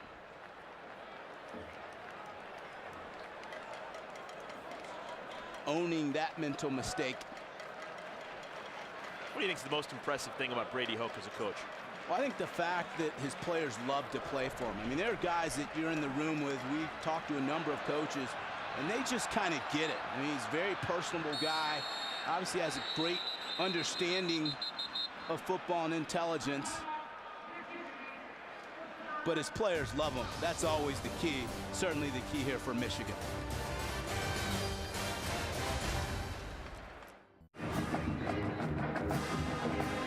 .45 left to play here in the 3rd quarter with Chris Martin. I'm Eric Collins. Michigan, they have dominated this game from the first time they've had the ball.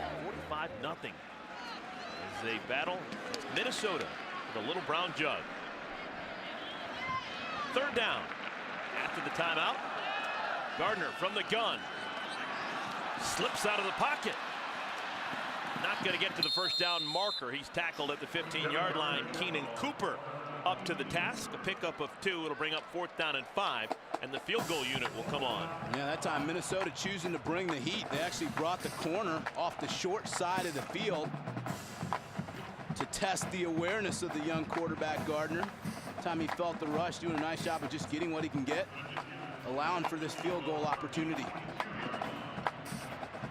Brennan Gibbons will attempt from 32 yards.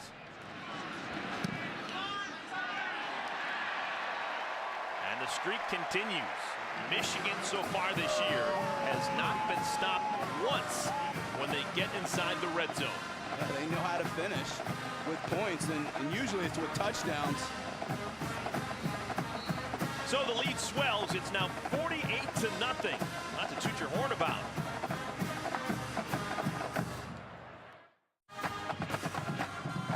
Michigan on top of Minnesota, 48-0 in this battle for the Little Brown Jug that has been given to the winner ever since 1909. Little Brown Jug has been kept at Schembechler Hall ever since 2005. And Michigan won it back from Minnesota. Flag down on the field. Marcus Jones is on his way to the end zone. First time that Minnesota has made it there today, but we'll have to wait and see. Flag down on the field. And you have to think this one's going to come back, unfortunately. But it'll be thematic of the undisciplined. Holding number 85 of the receiving team. 10-yard penalty, first down. Chris, you played in this conference. You played special teams. How do you have one team have 5 special teams penalties in one game? Just mental mistakes and breakdowns. I mean, clearly, right here, there's just no need. You have to play with awareness and smarts. They are just crushing themselves. And Lair's a senior, so he knows better. 5 special teams penalties. Jerry Kill just has to smile. You know, you're just going to have days like that. So take the touchdown off the books, and it's first down at 10. Ball at the 25-yard line. Shortell, nowhere to go. Wrapped up at the line of scrimmage. Let's go to Dave Revson in the studio for Discover Card Game Break. Eric, thanks. Getting tight in Champaign. Nate Shieldhouse to A.J. Jenkins, his 3rd touchdown of the game, which ties the school record. Went for 2, didn't get it. 28-23, Illinois ball. Wow. Thanks, Dave.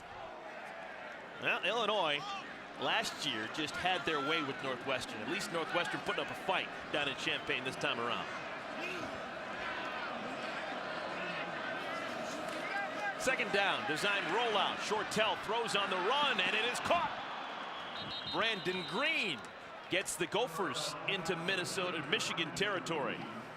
Oh, just an outstanding delivery and strike by Shortell, hitting the receiver Green in stride. Showing you a little sample of his arm strength and what he can do. Good release by Green outside. He stacks the defensive back, getting him in a trail position. Well done, Max Shortell. 32-yard pickup. Shortell to Green. First time today that the Gophers have made it across the 50. Bennett. Gain of 3. I keep pounding DeJuan Bennett here. Right between the tackles. Just keep the run game, keep those wheels greased up. Bennett's played a lot of football in Minneapolis. Came into this game over 1,600 career rushing yards.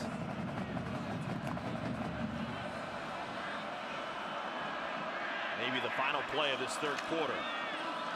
Bennett again, this time wrapped up in the backfield. It's going to be a loss. Michigan defense has been really good at times. Nathan Brink and others bring him down for a loss of 4. To the 4th quarter we go. It has been all Michigan in this battle for the Little Brown Jug.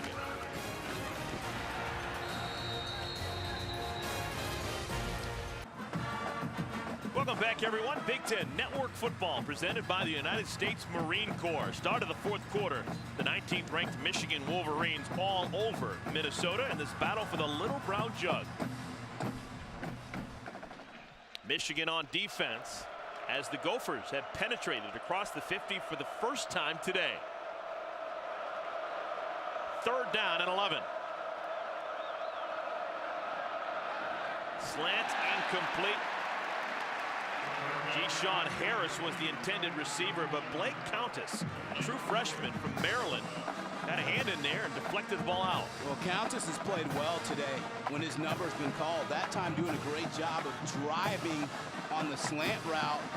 Now this is cover 2, so the hole is in the middle of the field, so they try to sneak in a quick slant. Watch him close on this ball and get his hand inside. Well played. Outstanding coverage.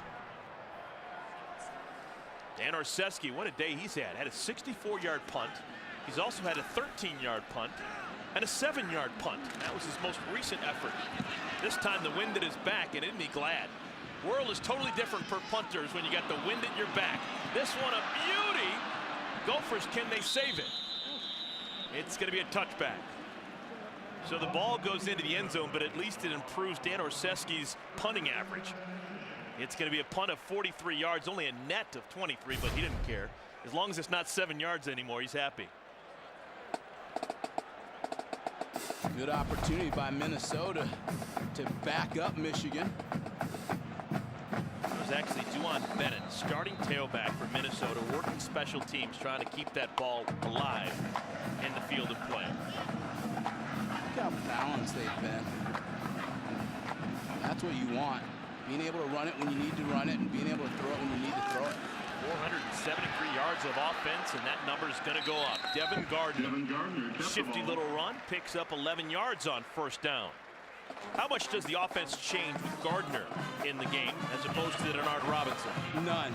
I think they stay absolutely the same because he has a similar skill set. You know, can't run it nearly as well as Denard, but he is athletic. He has good instincts, and he's fast enough to execute.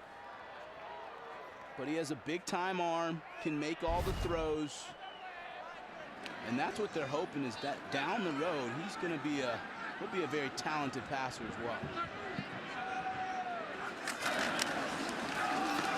Inside handoff, breaking to the right side, across the 50, down to the 43-yard line. Big gain for Thomas Rawls. That's the first time we've seen Rawls all year long. He picks up 25 yards the first time he touches the ball in the season. Well, this game's still all about blocking and tackling. You have to be able to do that. You're going to see Minnesota just a number of poor tackles, missed tackles, not wrapping up right there and finishing, trying to go at the ankles, dropping the head, not keeping the head up. There's Al Borges. A lot of the plays he has called today have been absolute things of beauty. A lot of deception in that first quarter to try and get Devin Gardner involved. Now Gardner playing exclusively the last couple of series. Handoff and not much there at all.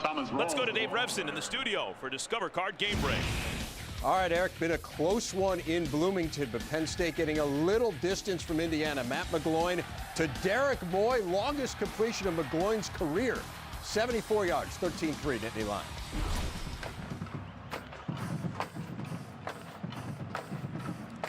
Thanks, Dave. A scary ball game for Penn State. You go to Bloomington, and the way that the Hoosiers have played, you think you got to get that win, and having a hard time of it. Jeremy Gallen gets inside the 30. Chris, I want to get back to the offense that's being played this year for Michigan. Al Borges coming in, wants to have more of a pro-style offense, basically thinking we need to save Denard Robinson from all the hits that he gets. But so far, the offense is much better when they play the spread style that they've done the last couple of years that probably suits Denard better. No, it's still about comfort level. It's what he's accustomed to. It's a process, Eric, and indoctrinating him in a pro-style offense. It's going to take time. It's going to take game reps. And so they know slowly but surely they will get there, but they're not there yet. Thomas Rawls picks up 5. While we have a moment, let's take a look at the Sprint Unlimited update. It has been Denard's show, and Vincent Smith too has done it a number of ways. What I've liked is that he's been able to do it in the airways, because a lot of people scouting Denard Robinson will say, hey, you just want to make him a thrower and then you got a chance. Well, now he's putting a seed of doubt into all the defensive coordinators in the Big Ten. Rawls has been used a lot on this drive. He gets the first down at the 14-yard line. Pickup of 7. That now means that Michigan has 322 rushing yards.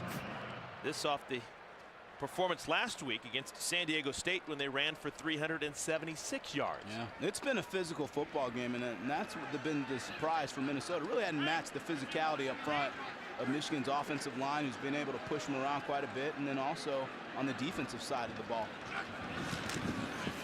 Another chance for Rawls. He's brought down.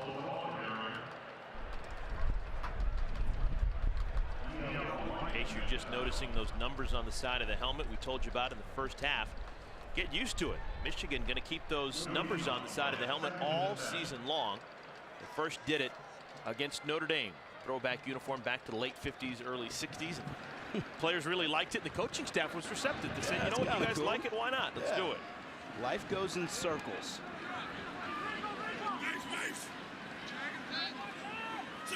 Power formation left side. Vincent Smith goes right side.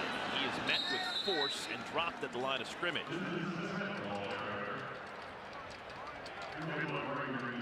Vincent Smith can sometimes get lost in a crowd. He's 5'6". So when they run those little wraparound plays, sometimes it's hard to identify where he is on the field. But he's got an extra gear that a lot of backs don't have.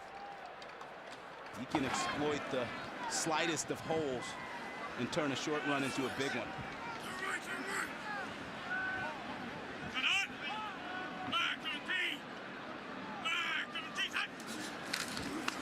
Third down. Gardner loses the football. Ball is still loose. And Michigan recovers. Vincent Smith doubled back and picked up the loose ball. It was D.L. Wilhite who forced the fumble. And it's going to bring up 4th down and long, and the field goal unit will come on for the Wolverines. Good fight by Minnesota, though, up front. Watch the pressure from the left side of your screen. Beating guys one-on-one. Able to get a hand in there. Tell that young quarterback, ball security. Minnesota trying to get off the field, getting off the field on 3rd downs. Gibbons has been perfect so far today. He's got 6 extra points and a couple of field goals. Why not? Brendan Gibbons has now accounted for 12 Michigan points, 6 extra points, 3 field goals. It's 51-0 Wolverines.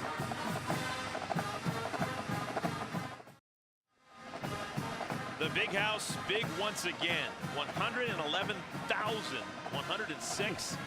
Man, first game of Big Ten Conference play on the year for both Minnesota and Michigan with Chris Martin. I'm Eric Collins. Denard Robinson has been gone for a while. Your thoughts on what we've seen of Devin Gardner? Well, I liked his field presence. He's sort of been that general out there executing the offense. He's a bigger body type guy, but he has the athletic traits that Denard Robinson possesses as well. Kickoff is going to go out of bounds. That's going to induce a penalty. And it's going to be decent starting field position for Minnesota. 40-yard line. 1st down.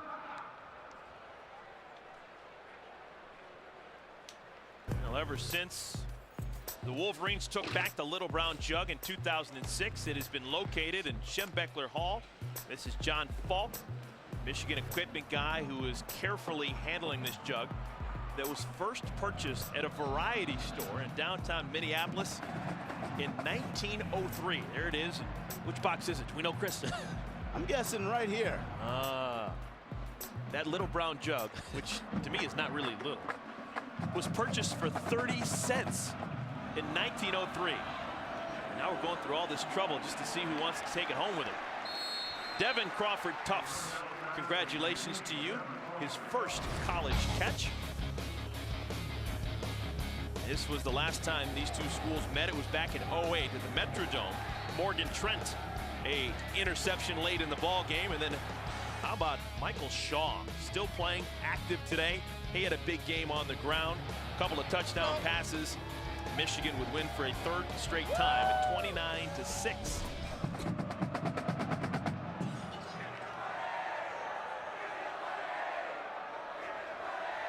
Max Shortell, true freshman quarterback, guns a pass that is caught. Some good toughness shown there by Devin Crawford Tufts. His 2nd catch on this drive, 13-yard pickup.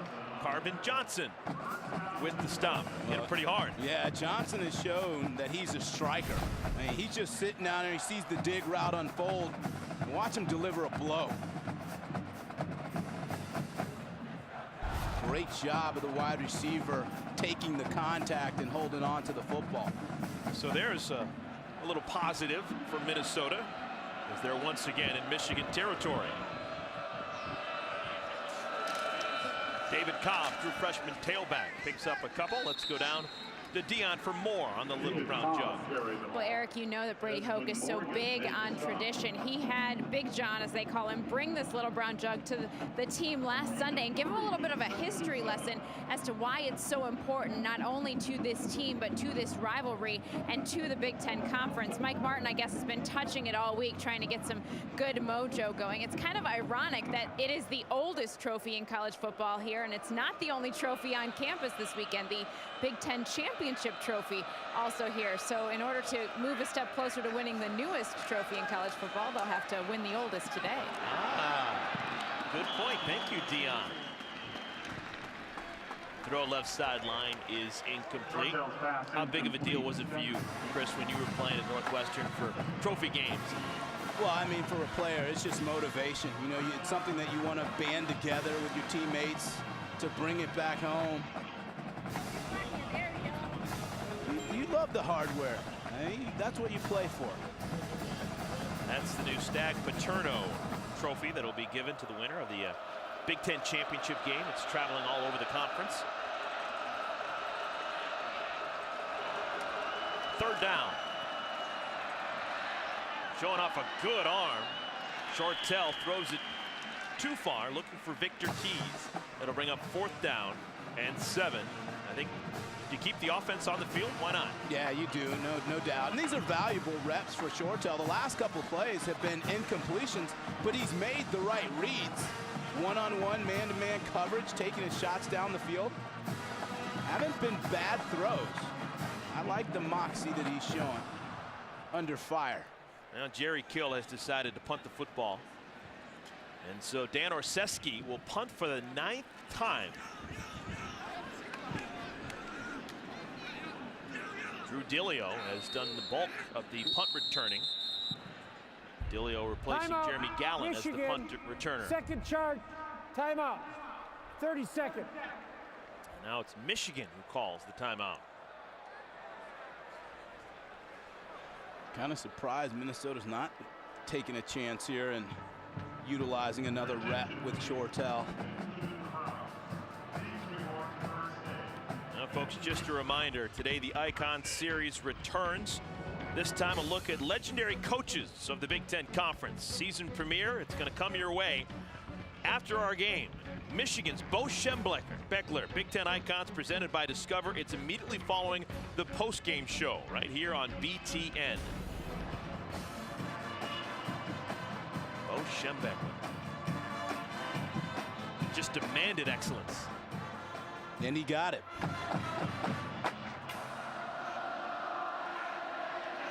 Orseski, his 9th punt. Spiral into the end zone. Michigan ball at the 20 when we come back to the Big House. Big Ten Network Football is brought to you by State Farm. For auto, home, life, and banking, get to a better state. And by Verizon, America's largest and most reliable wireless network.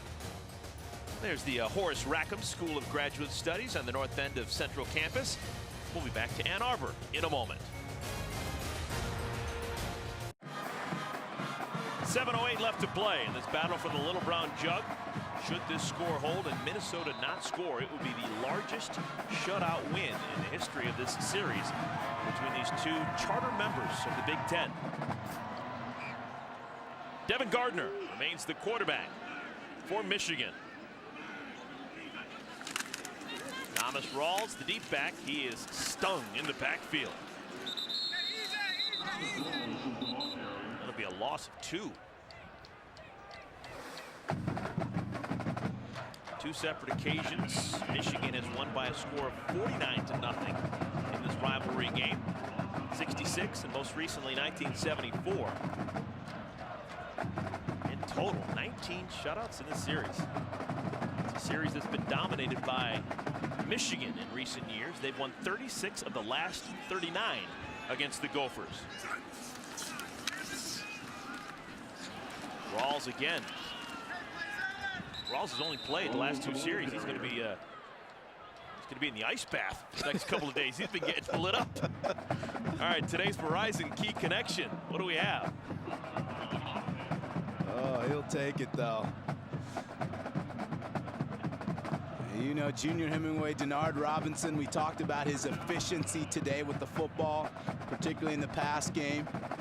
Looked masterful executing the offense. Hemingway had a big day.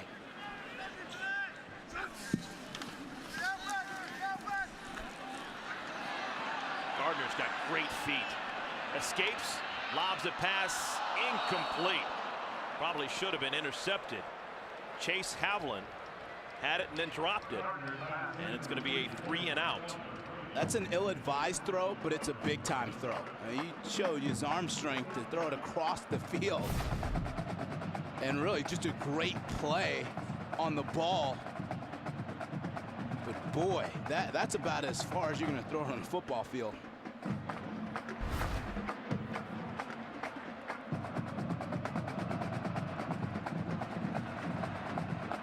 So punt opportunity. Will Hagera, his first game since coming off that suspension. Brandon Green is deep, and he's just going to tell his Gopher teammates to stay away from the ball. Ball is down at the 48-yard line. A punt of just 27 yards. When we come back, another chance for Minnesota to put some points on the board and avoid the shutout.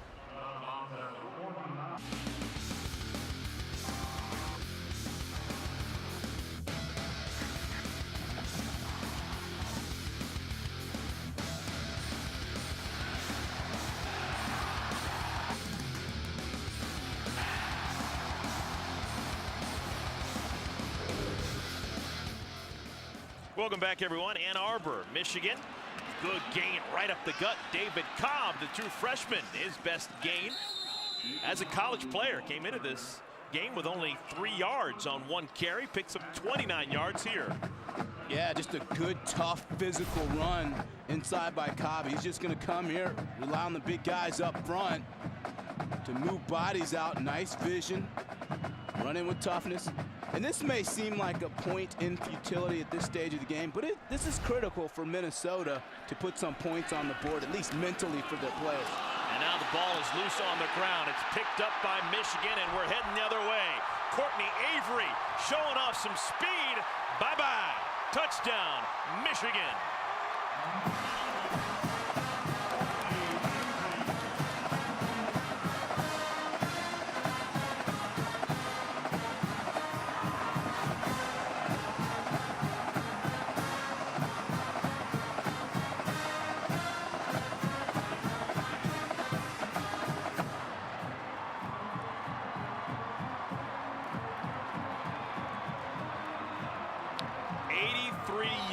On that fumble recovery and score for Courtney Avery. And there are some days, Eric, that you want to just keep hitting snooze on your alarm clock. This is probably the day for Minnesota. Just nothing can go right, even when they start to get things moving.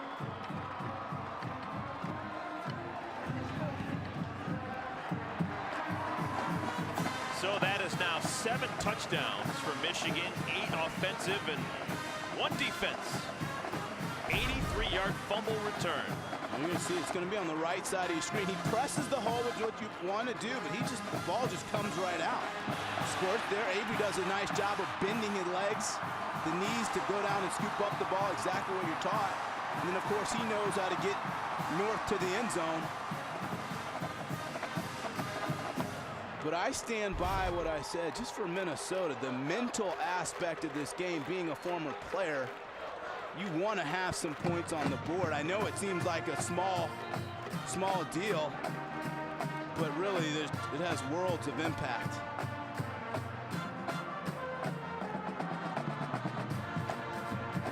Greg Madison, his defense has done what they've been asked. Right now working on a shutout. Last shutout by a Michigan defense happening back in 2007 when Notre Dame was victimized. And I laud Madison for how he's come in. And above all the numbers and everything, just got this defense playing relentlessly.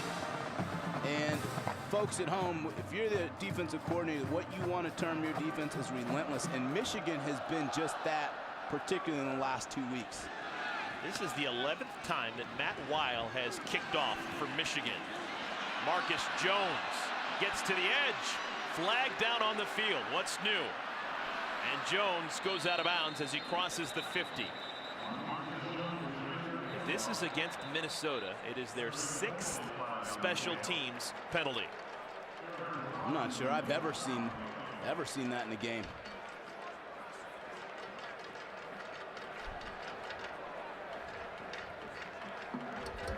During a return, holding number 13 of the receiving team. 10-yard penalty, first down. You know, the worst part about this, Eric, is that Minnesota struggled last week with penalties as well. And we talked to Coach Kill about that, and he said, you know, that's part of the rebuilding of a program. Yeah, you're going to see just the hand.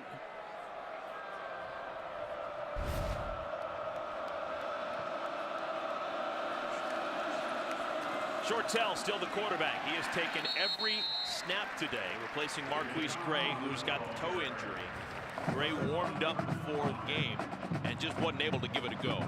And so Shortell, true freshman quarterback, 18 years of age, playing against the 19th ranked team in the country in front of 111,000. It's a tough task. I don't know how many 18-year-olds there are in the world that could perform at a high level in this type of atmosphere. It's a fair statement. And up against the hot defense, the defensive line's been playing off the chain.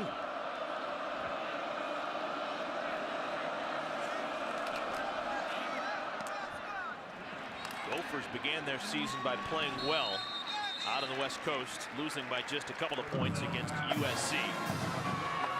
Lost to New Mexico State, beat Miami, lost against North Dakota State. Now they're going to lose their conference opener. What are some positives? Obviously, you look at the scoreboard at 58-0. You say, you know what?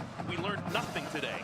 But Jerry Kill's going to find something on that tape and say, you know what? We can build on that. What is it? Well, he's going to go through and he's going to pick out plays where they've had some success, whether it's Shortell throwing the ball down the field, maybe a good run by DeJuan Bennett. And that's all you can do at this point. Because players know, I mean, you can't sidestep it with these guys. They know that this just hasn't worked out well today. But you will try and find the small little things. And when you punt for almost twice as many yards as you gain offensively, you're going to struggle. And that's the case for Minnesota this afternoon here at the Big House. Pass is incomplete. We're going to have a fourth down situation. And if you're Shortell, I mean, that's what you signed up for. You took the scholarship. You want to play. You know, yes, you're being thrown to the wolves early. It will get better. It's not always going to be 90 degrees and sunny. But you look for him to learn from his experience and from the game reps that he picked up today. 10th punt for Dan Orseski.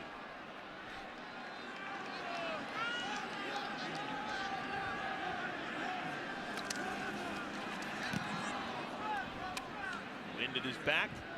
Low kick bounces at the 40 and spins out of bounds at the 35-yard line. And look at that. The hamper has been opened.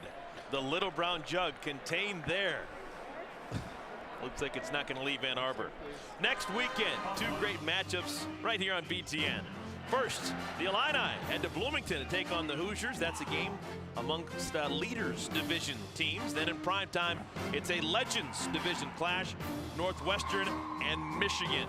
Next Saturday at a special time. First game coming your way, 2:30 Eastern time, only on BTN.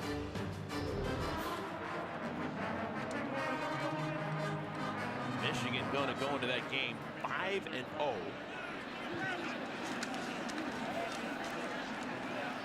Brady Hoke feeling great about his program right now.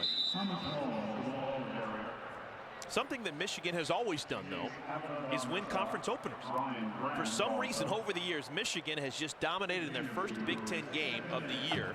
They have won 41 of their last 43 conference openers. Last time they lost one was 05 against Wisconsin. Before that, it was 1981 in Madison against Wisconsin. Well, to me, though, it's just a much different team in terms of their football character and demeanor. And I credit Coach Hoke. You know, they coach these guys hard. They don't allow them to take a play off. They call them out for loafs. They coach them incredibly hard. And to the players' credit, they've taken it well. Gardner keeps it. And he's tackled. He goes out of bounds. That'll stop the clock. Gain of 15 yards. Jeremy Jackson loses the shoe.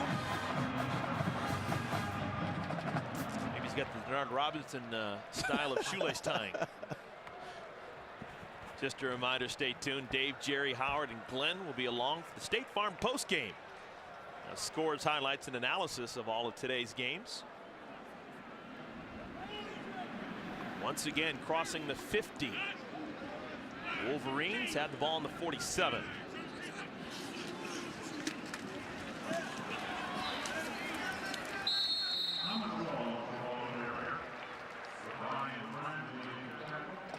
today's Polaris hardest working player, no doubt about it. Well, he's been outstanding. 3 touchdowns, running, throwing, catching a touchdown. Big time player, and to me, he continues to step up and along with Toussaint, grasp ownership of the running back position.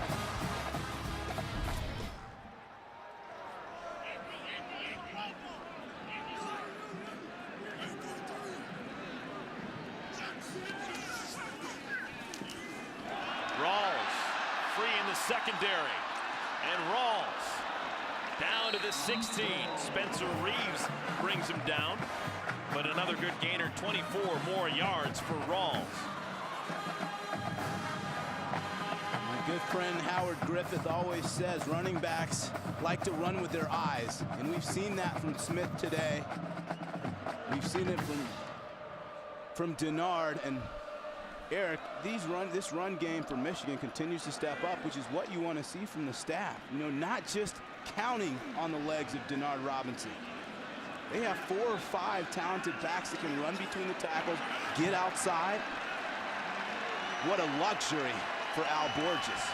364 rushing yards for the Michigan Wolverines. And folks, I've just been handed a note. We're going to see right now the first time a Brady Hoke team has failed inside the red zone.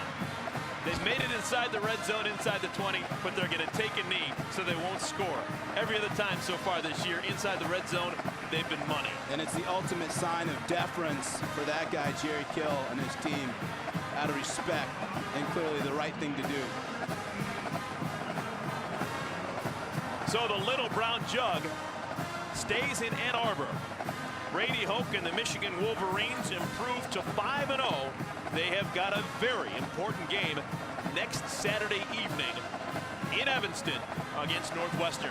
Under the bright lights. Saw a lot of bright lights players today. That's a big one, but this team's on a roll. The United States Marine Corps would like to salute Denard Robinson as today's leader of the game. A couple of touchdowns passing. Ran one in. Seems to do that every week. Yeah, executing well. Did not make a lot of mistakes today. Dion is standing by downstairs with Brady Hoke. Thanks, Eric. Well, Coach, your first Big Ten win, and you get to keep that Little Brown Jug. What does this one mean to you? Well, that brown jug, it was ours to begin with, so it's awful important to us at Michigan, and I know it is Minnesota, and we're fortunate enough to come out on the right side today, and kids played well together.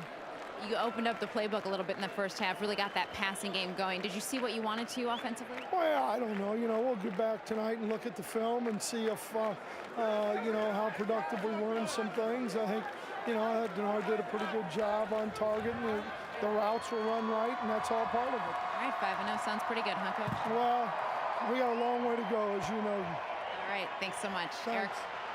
Dion, thank you so much. Great job. 58-0 the final score. Little Brown Jug stays in Ann Arbor.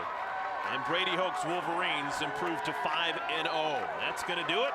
For my partner, Chris Martin, Dion Miller, and our entire Big Ten Network crew, I'm Eric Collins saying so long, everybody. Now let's send you to the State Farm postgame and Dave Revson in our Chicago studio.